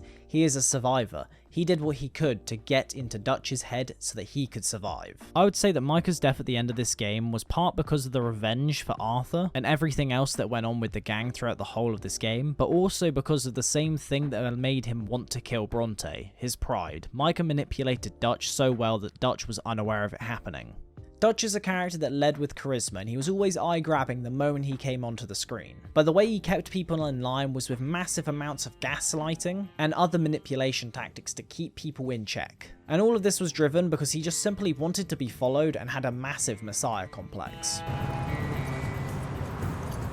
I'm sorry, but we're family now. Aren't we, gentlemen? You and me. I ain't joking, cowpoke. Sons of Dutch. Makes us brothers. Luster out of your Sometimes it takes 6 months. Watch me inside. You shot me. Micha Bell is the next character on this list that I want to talk about. Mainly because at first sight you just might view Micha as some hatred racist who basically has a massive taste for violence. But in reality, he was also a massive manipulator and was able to play into Dutch's worst traits, which was the fact that he wanted to be blindly followed. He did so, and in turn that meant that he was able to exploit the gang. He's a character that was designed to be hated right away. The only people who like his character are the same people who probably like characters like Ramsay Bolton in Game of Thrones. He's a character that is maniacally despicable and outright unlikable. Peter Blomqvist did a great job in his way of portraying him, the same way that Jack Gleeson did when he portrayed Joffrey Baratheon in Game of Thrones. Both of these characters are designed from the ground up to be unlikable and diabolical. The first moment you get with Micha outside of the opening of this game is in Strawberry when he's been captured by the local law. And once you've got him out of the prison, he'll end up making you join him in almost slaughtering a whole town in revenge for 2 old gang members, for example, and just taking back his old guns. You can see this time and again with his character where the first choice to solve anything is just to kill and be done with it. And this is something that we hear over and over about his character throughout the entire time of him being in the gang since the moment he joined. His character is already racist, which would make most people dislike his character just right off the bat. And it's not like any of his remarks are ever done in a satire manner anyway to even make him likable in any sense. Which makes it put across as if everything that he says is basically just stemmed out of pure hatred towards someone. Now, I'm not saying that necessarily if you say something in a satire manner, it's not racist. I'm simply saying that you've got characters like Cartman from South Park who is a massive racist, but people still love his character. Because so much things that are said in South Park are meant to be done in a satire manner and is meant to be put across like you can't say these forbidden things, so it is equally funny. Versus a character like Micha who's just a massive racist that you can't really have any redeeming factors of. Not only this, but because Arthur is a lot more reserved and seems to think before he talks, you can see the 2 massive contradictories between these 2 characters. One who is hot-headed and will kill without a reason, and the other who just seems to at least be aware of what he's doing is wrong but needs to be done for the good of the people around him. Which really is the Dutch side of his brain kicking in more than anything. I do agree with Micha in one main thing, and that is that he called himself a survivor, but he has no code, no family. All he believes in is surviving, which is why I feel like he got into the gang in the first place and actually ended up doing whatever Dutch wanted. He could see that the one thing that Dutch admired over anything else was just loyalty, and more than that, blind loyalty. Getting to the point where he's the only confidant that Dutch has by the end of chapter 6, treating him like the new Hosea, is something that really he did in a very good manner. He basically played teacher's pet until eventually he was able to become the teacher. But all he really was at the root of his character is someone who'd do anything to survive, and if that meant tearing apart a gang who had viewed themselves as a family, then he would. Now the main question for Micha's character is whether or not he was actually a rat from the start, as he always proclaims that he never was. However, he always makes remarks that kind of come across like he might have been, such as just responding with, "I am a survivor," which could just come across as him basically saying, "I did rat you out because I want to survive myself." But for me, I do think that Agent Milton was 100% telling the truth when he said that to Arthur, because realistically, at that moment, he had no real reason to lie to him in any way. Like, realistically, he knew that he was probably going to be walking away from that, or at least he 100% thought he would have, and he wasn't expecting that someone like Arthur, who was basically borderline dead already, would have somehow got the best of him. Which, in reality, he didn't. It was Abigail who saved them. The question that I have about Micha's character is more down to whether or not he was a rat from the beginning, or just from Gorma. As personally, I feel like for his character, there's some areas that are just a bit questionable in why he was the way he was, and from the moments that you get told about Micha from the get-go, from everything from before he even joined the gang, to him joining, the events of what caused him to join the gang in the first place, all the way through to everything that's ever been Micha's plan just seems to end up in a gunfight and there's agents everywhere.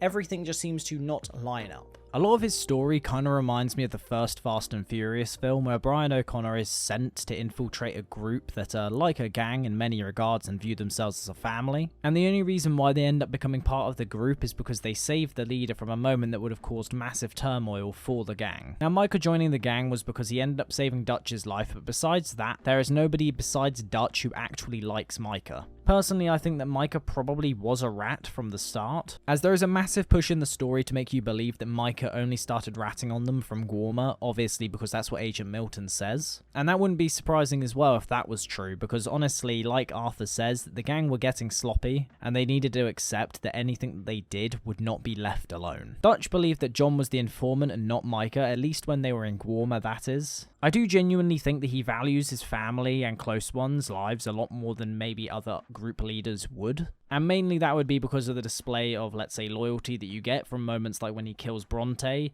and just before that Bronte tries to give them an offer to kill him. But also the whole of the epilogue would show this in a way as well. Now I know there's a lot of people out there who don't believe that Micha was the rat, but personally those conspiracy theorists who follow this idea, I personally just think that they don't want to take certain things at face value. I think this game has a lot of things that are underlying and that is obvious once you've played through the game one time, that when you're playing through it the second time, a lot of these things become blatantly obvious, but you don't realize it the first time around because obviously it's the first time playing it. It's set up in a way that you're not meant to notice. I do think that his character was 100% designed to be hated from the get-go, and again, my main question really is, do you think that he was meant to be a rat from the beginning, a rat at all, or just from Guarma? I feel like personally, he might have just been a rat from Guarma. About 50% of my thought process goes to that, but the other 50 automatically just goes to the idea that maybe he was just one from the get-go. That's quite a scratch you got there. John? Keep quiet. Never thought I'd say this, but good to see you, Arthur Morgan. Is that it with you? Tahiti or killing? Come on, John. Please, try. What? You don't look so good. We gotta live somewhere to Let's see. Freezing. Find it. Strawberry. Strawberry could have done something. I feel like you should take it. hard work and a whole lot more than 80 kills. So make yourself good. You can give something, Jack. That was good. I don't see no way out of this. Can't go back the way we came. What about loyalty? Let's try this one. You got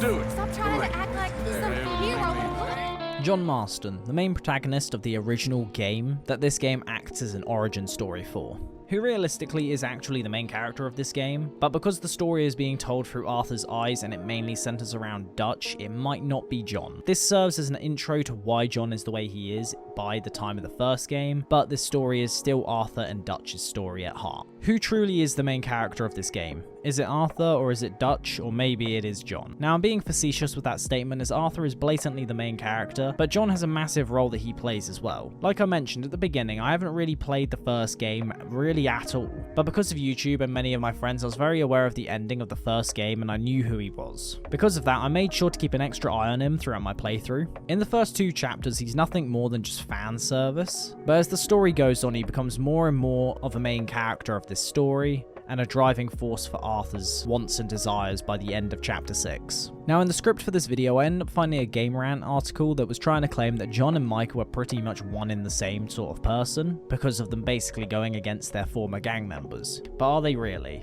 In the first game, John acts as an informant for the Pinkertons, and he ends up doing pretty much what Micha did as well. But the massive area where they differ is their motivation for doing so. Now, in the article, they try to say that because Micha is set up to be the unlikable villain, he was always going to be viewed as different than how, let's say, John was viewed. But if there was some more character development for him, maybe we might have viewed things differently. However, I'd probably disagree with that statement, and here's why. During the whole game, Micha is always talking about being a survivor above all else. He only joins the gang as it's the best method of him surviving, and all the actions that he takes in this game are either fully because he wanted to do so, such as something like Strawberry and the O'Driscolls meetup, or it's because he knows by doing something for someone like Dutch, who is in a position of power, he can survive another day. Which means all of his motivations throughout the whole game was fundamentally a selfish cause. However, John was doing it because of one main reason, and that's because he was being blackmailed. And also another massive change is that the gang was fully disbanded at this point and not functioning in any way by the time of the first game, so there isn't really too much for comparison. The article tries to say that John is the reason why the Van der Linde gang doesn't exist anymore because obviously he kills them all, or at least he sets most of them up to be killed. But I would argue that Chapter 6 is the gang no longer existing anymore. I would say that before even the ending of Chapter 6, the gang is disbanded. They don't function anymore. So John's actions in the first game are towards people who basically were the root cause of most of his issues that his family faced, and would be a lot more understandable. In comparison, Micha is just someone who sneaked into a gang, manipulated Dutch, and so that he could live another day. Now, what I do love about John as a character in this game is that he's not shoved down your throat. And I think the game in general does so. They aren't expecting everyone who's played this game to have played the first Red Dead. Now, this game in the opening 3 chapters treats everyone besides Arthur, Hosea, and Dutch as people who are basically along for the ride, versus the end of the game, which shows us a Micha and Dutch side of the group against Arthur's side of the group, aka Zadie and John. And also, because he's the main character of the Epilog, you end up getting more of a story being told of John's to give him more of a backstory into people who haven't played the first game, or give him more of a backstory for people who have played the first game. Now, besides this though, I feel like this game also shows John's maturity kind of growing, because obviously at the beginning he's a lot more just not willing to take on the responsibility of being a father, as he didn't view Jack as his own kid anyway. But also the relationship between him and Arthur, going from basically butting heads right at the beginning and Arthur hating John for quite a while, to them then having full respect for one another, and even Arthur willing to die for him. John serves as a reason for Arthur to keep going once he's diagnosed with tuberculosis, which is why I really do love Arthur as a character. He deep down wasn't as dense as all of that.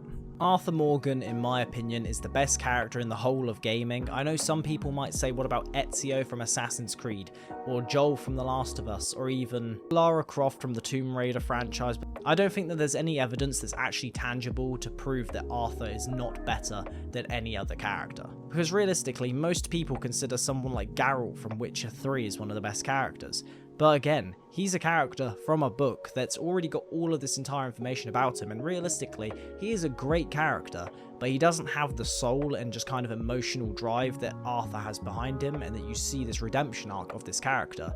Geralt stays the same throughout The Witcher 3, versus Arthur, who does become a much better person throughout the whole game. From the motion capture to the voice acting done by Roger Clark, from the development done by Rockstar Games, and the script writing for this character, everything was done in such a superb fashion that not many other game companies could even come close to doing. It's one of those things that only Rockstar really has the money behind them to do.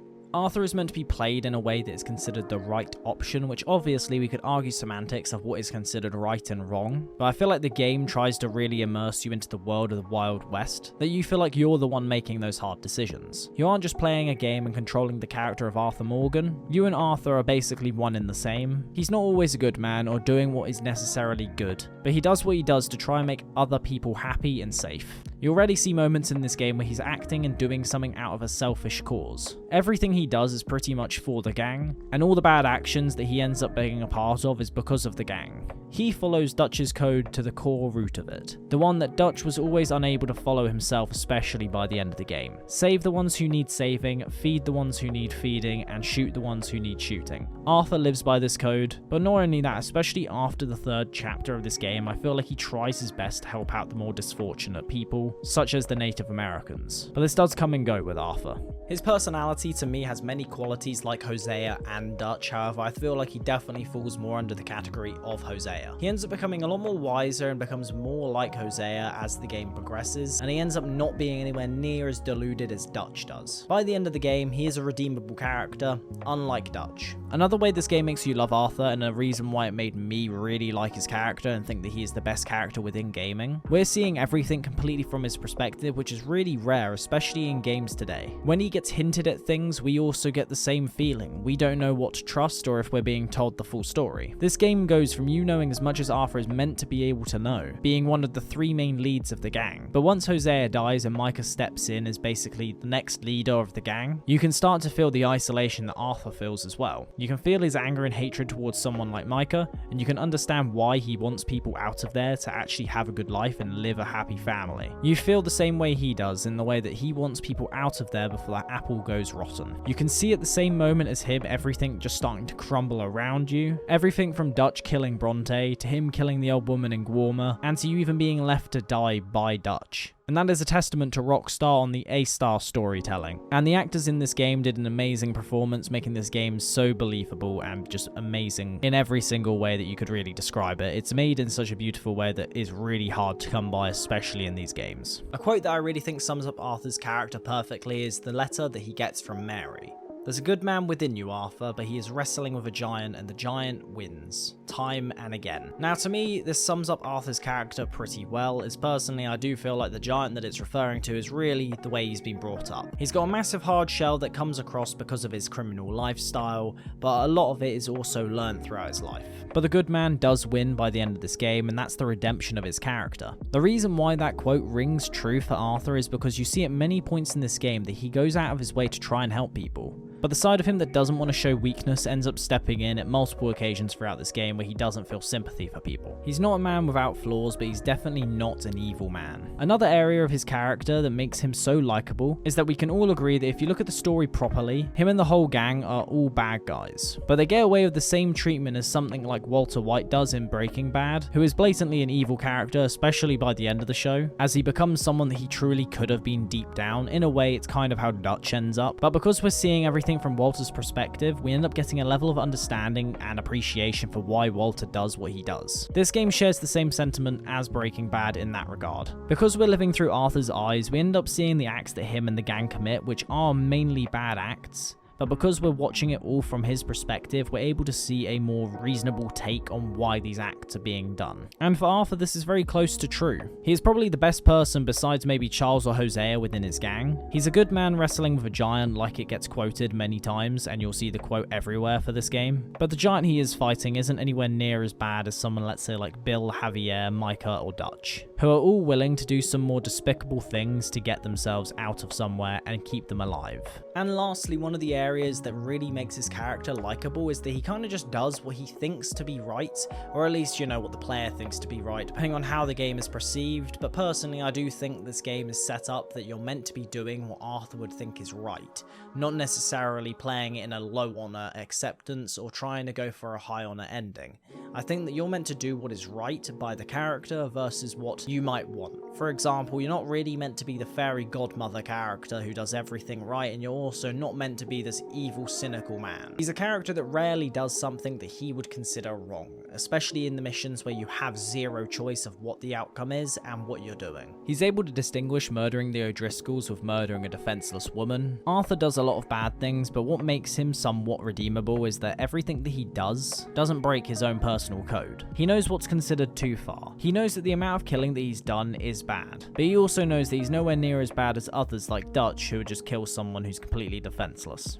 The only person that he ends up indirectly killing, which makes him feel extremely guilty, especially later on, is Thomas Downs. When he goes around to collect the money, he can blatantly see that Thomas Downs is severely ill, and even says that Strauss shouldn't have lent the money to someone who's almost dead, and always talks about what Strauss does is something that really is evil. Preys on the less fortunate, and is something, to be honest, that I'm not sure if Dutch was the same person he was when we are being told about him at least like a year before the game is set, would have stood for.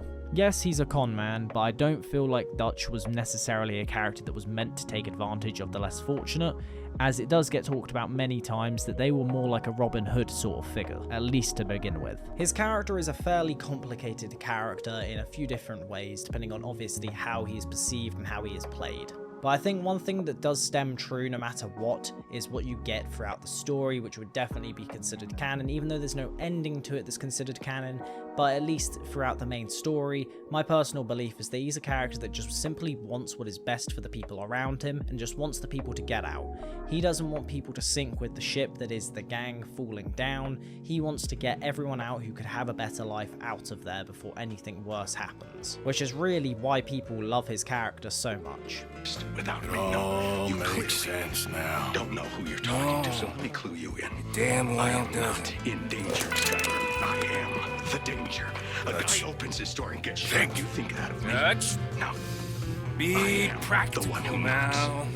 This game is the Breaking Bad of video games. What I mean by this is that the game really makes you feel the same way that I felt during the whole experience of watching Breaking Bad. In a way, I guess this game is the reverse. It's more like Breaking Good or Breaking Redemption. This game makes you feel the same as I did when I was watching through Breaking Bad, from start to finish. But I guess it was a bit more of an enjoyable experience purely because it was a game, and generally you can have more fun in a game than watching a TV show. There isn't too much that I really want to talk about in terms of this, but for some reason, whilst playing this game, watching content about this game and scripting this video, I ended up rewatching my gameplay, and I found that the game just gave me same vibes to how Breaking Bad was, and that's generally a good compliment. This game to me is the best story ever told in gaming. Breaking Bad is considered one of the best TV shows ever aired, and I don't really think there's any other game out there that comes close to this level of storytelling. The Witcher 3 is an amazing game, but the story and characters in that game are nothing in comparison to Red Dead. The Witcher 3 is an amazing game, but the story and characters we are shown in Red Dead Redemption just hits different. The Last of Us is often considered one of the best stories ever in gaming, and I do agree, it's a great story. A short one at that, but it gets to the point and gives you an amazing story within around about that 12-hour experience.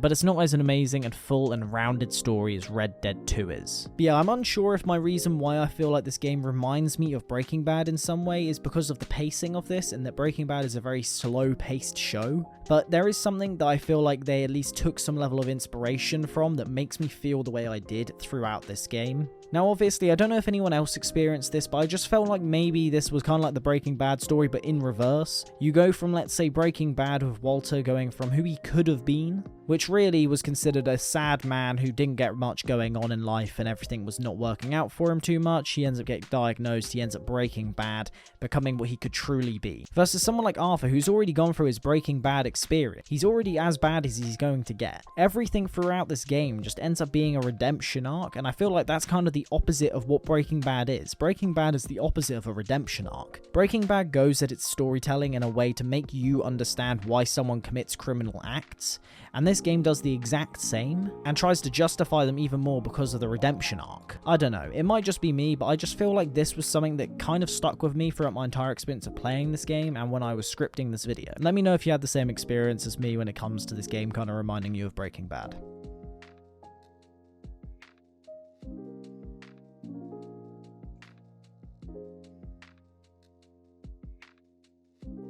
Now I'm going to be talking about the smaller things of this game. Obviously, when you actually look at game design, it's nowhere near a small feat, but because so many people look at this game as such a story-rich and story-driven game, a lot of these other areas get overshadowed. I've already talked about the story in great detail, so I'm not going to continue on about that. What I'm going to be talking about is the world design, immersion, combat, and as well as that, the side missions. All of those four things add up alongside the story to create you a world that is believable, breathable, and actually something that you want to be in for longer periods of time and be with characters that you get to spend little amounts of time with throughout this story. And you even want to spend time with the characters that you've spent hours on end with. The world design of this game is very close to perfect. The world depicts what you would expect to see in a Western game. Not only this, but how the narrative and characters interact with the world is second to none. Now what I mean by this is that the Red Dead world is massive, but it's not dull. You'll always have something going on. You'll either be thinking about some moment in the story, a rabbit that's really close to your horse, or how incredible the view is inside this game. And then you remember that you are playing a game, yet it looks this good. This world has so many amazing features that most of the time you're not even going to be picking up on your first playthrough. It will take two to even start picking up on most things. Not only is the game beautifully designed, but Rockstar put a massive amount of effort into making sure this game was accurate to the times. When you go and visit Saint Denis for the first time, you feel the same way that Dutch and Arthur view the city, and this is because they're showing you what they want you to see. But not only does this game look incredible, you also get these random events that always keeps you on your toes, and always making sure you're paying attention to the game. Games like the most recent Assassin's Creed entries, from Origins to Valhalla, all the way through to things like Witcher 3 have a feature called auto-running horses, which I don't like that much. Yes, I'm aware that you can have an auto-running horse in this game, which I ended up using very rarely, as generally speaking, I was paying attention most of the time. Because it's always in the cinematic mode, you're not really ever using the auto-running mechanic, which keeps you very present whilst you're playing the game. When in other games, for example, I'd end up in those moments just taking my phone out and having a break whilst the horse ends up riding for like 5 minutes. So you don't end up randomly going off and exploring things, you don't end up just coming by random events that might be a bit of fun. The world looks and performs in a way that feels like a breathable world. Games like GTA 5 or The Witcher 3 with things like Novigrad or Los Santos, both are amazing. A city like Los Santos is an incredibly polished and well-crafted city, but Red Dead 2 is an incredibly polished and created world. There is a difference. The combat in this game isn't really anything new. For me, one of the main issues that I had when I was first playing this game is that I genuinely just felt like I was playing GTA but with a cowboy skin on, and it did really kick in for that first about 5 hours. I found myself though by the end of this game really loving the movement, and it felt really unique and not just like GTA 5. I feel like yes, by the time I go and replay GTA 5 I feel like I'm playing Red Dead with a skin or something, but all in all it now does feel a level of uniqueness that it didn't have when I first played. The combat in this game is very similar to GTA 5, but that's not necessarily a bad thing. This game wasn't made to be revolutionary when it comes to its fighting mechanics. It's not meant to be something like the Souls series or have the parkour of Assassin's Creed. It was meant to be a generally great game that gets classed as amazing because of its story. One thing that I do also really like is the actual amount of brutality that you can have in this game. You can go from basically being fairly stealthy and not being too brutal to being someone who's basically going to choke out someone and slam someone's head into some concrete to kill them. You can make your choice. You can choose to charge at everyone, stabbing, beating, and choking everyone to death, or you can take the stealthy route. You can throw knives and shoot with your bow. It allowed this game's combat system to not get stale right away for me, in comparison to, let's say, something like Valhalla, which even though, yes, I ended up spending more time in Valhalla, aka 70 hours, I just felt like the combat in Valhalla was literally just the same thing. Dodge, attack, dodge, attack. There was no, like, actual skill to the combat system in any way, and I don't really see, like, anything in that game that necessarily required a massive amount of skill. Red Dead doesn't necessarily have anything that requires skill, but the main difference between these two is that Red Dead is an amazing story and Valhalla is probably one of the worst in the whole of the franchise. Yes, the combat is rather basic, but that's fine. It was meant to be that way. The side content is something that honestly on my first playthrough I almost completely ignored. I was so enthralled by the main story that honestly I didn't really care about anything else. However, in my time of my second playthrough I've been touching some more of the side content. Obviously in my first playthrough I walked across some of it because I was like, oh, what is this? Oh, it's side content, I don't really care, which obviously isn't the approach I should be taking to this game, because I have now taken it into the second playthrough where I'm actually now playing some of the side content and really loving it. It's very surprising the amount of detail and depth that you get in some of these missions. Some can range from being really funny to being really serious. However, I'd still say The Witcher 3 probably still outranks it, and I'd probably even say Skyrim has some better side content than Red Dead 2. Which isn't to say that Red Dead 2's side content is bad, but I think there's so much more that you can do obviously in a fantasy world with elves, magic and medieval combat than you can do in something like a cowboy western game. But one mission that I do want to talk about in particular is a mission where you go and meet up with a guy called Mr. Granger. It's a side mission within a side mission in a way. You're kind of going around and collecting information about this guy to write a book on someone. So you either have to do that or you have to kill them and you become the greatest gunslinger of all time and the book gets written about you. But I just found all this really funny overall. Like, he goes from being extremely angry because you're taking notes about him and doesn't really view anyone else as an equal to him when it comes to being a gunslinger, and just the fact that, you know, it ends with him basically being killed by you but also covered in shit. I feel like a lot of the moments of the side content in this game are meant to have great tension mixed with comedic elements that just work really well together to make the content really good.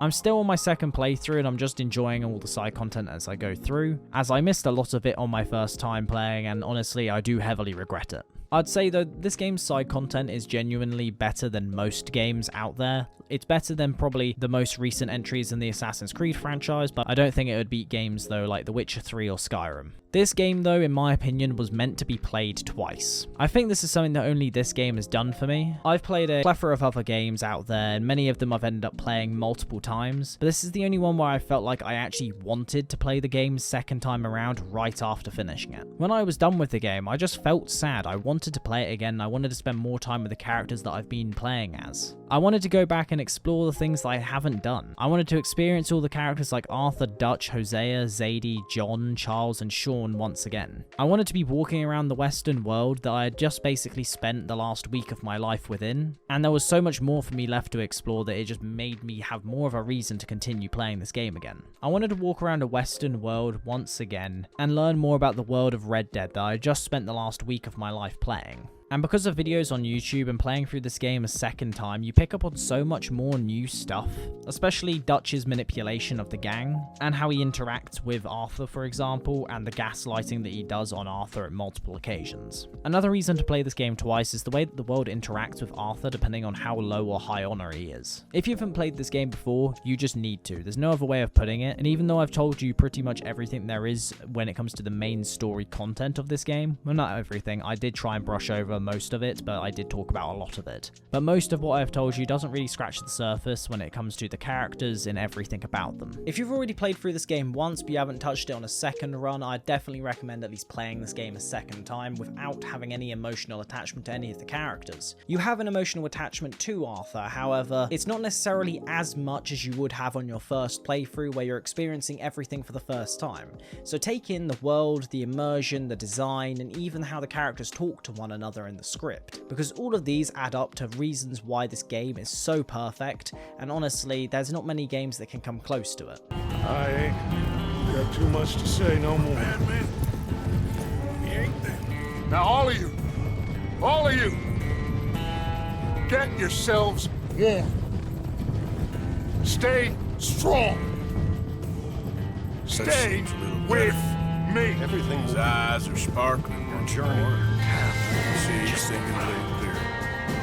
I think we all feel the real man is coming to an end. Spiders like water in that hole. Yes. You ran away. Oh, I didn't know such a thing. Don't be a fool. Snake. Be quiet. I do. Save who you can and let the You rest borrowed rot. money from my business. Look after Herr Strauss. You owe him. You took the money. He wants it back. What's not to understand? Yeah, you do see. You just gave Where's it our right money? where you didn't I don't have it. I gave you all I had. This game is definitely the best story ever told in the whole of gaming, with a protagonist that is amazing and likable as well as the story. The characters that surround him are all really likable yet also so easy to hate. The world, the story, the characters and design choices all complement one another into a game that no other company but Rockstar could have really pulled off. If you're going to take anything away from this video, it should be that stories that get told in games are as equally good as films, TVs or shows. As long as they are done right, you can have things like Red Dead 2, which could easily rival some of the best and most successful films and books ever made. Games are the perfect median between both of those worlds, and that's why I love games so much. You have Red Dead 2, which is a cinematic masterpiece that ends up playing like it's a book and a movie in one. What I mean by that is that I think games are the perfect median for all this sort of thing, where you can have a game tell you a perspective of a character like you do in Red Dead, as you do in a book, for example. But in films, you can't have characters' thoughts generally out there into the cinematic world, as it's very hard and you have to break the fourth wall in doing so. Most of the time, that is. This game keeps you entertained at all the moments throughout this entire game and ends up making you begging for more of everything that this game has to offer, from the amazing world itself to the story and the characters that you've fallen in love with over the last 30 hours. This may have been my first ever experience of the Red Dead franchise, but it definitely won't be my last, and it will be the last time that I just decide not to play a game because I might not be interested in it. It is by far the best story in gaming, and I can definitely understand why this game got Game of the Year nominations and as well awards for the same thing. You can definitely see it that 540 million was definitely spent on this game, and you can tell just by the way it's designed and how great of a game it is. I don't think any other game company could have pulled this off in the way that they did, as Rockstar Games did with this game. If you've made it this far, thank you for watching the whole video all the way through. If you wouldn't mind leaving a like and subscribing for more content like this in the future, I try to upload one of these once a month. I've failed so far, at least this year anyway, as this video is about a month to 2 months late at this point, as I started playing this in February and I haven't even got around to releasing it until now. But yes, this video took me a very long time to make. This is the most ambitious video I've made on this channel so far. far in terms of the editing, the scripting, and everything about this video. So I hope you guys did enjoy. If you did, make sure to leave a like and subscribe to the channel for future content like this on other games.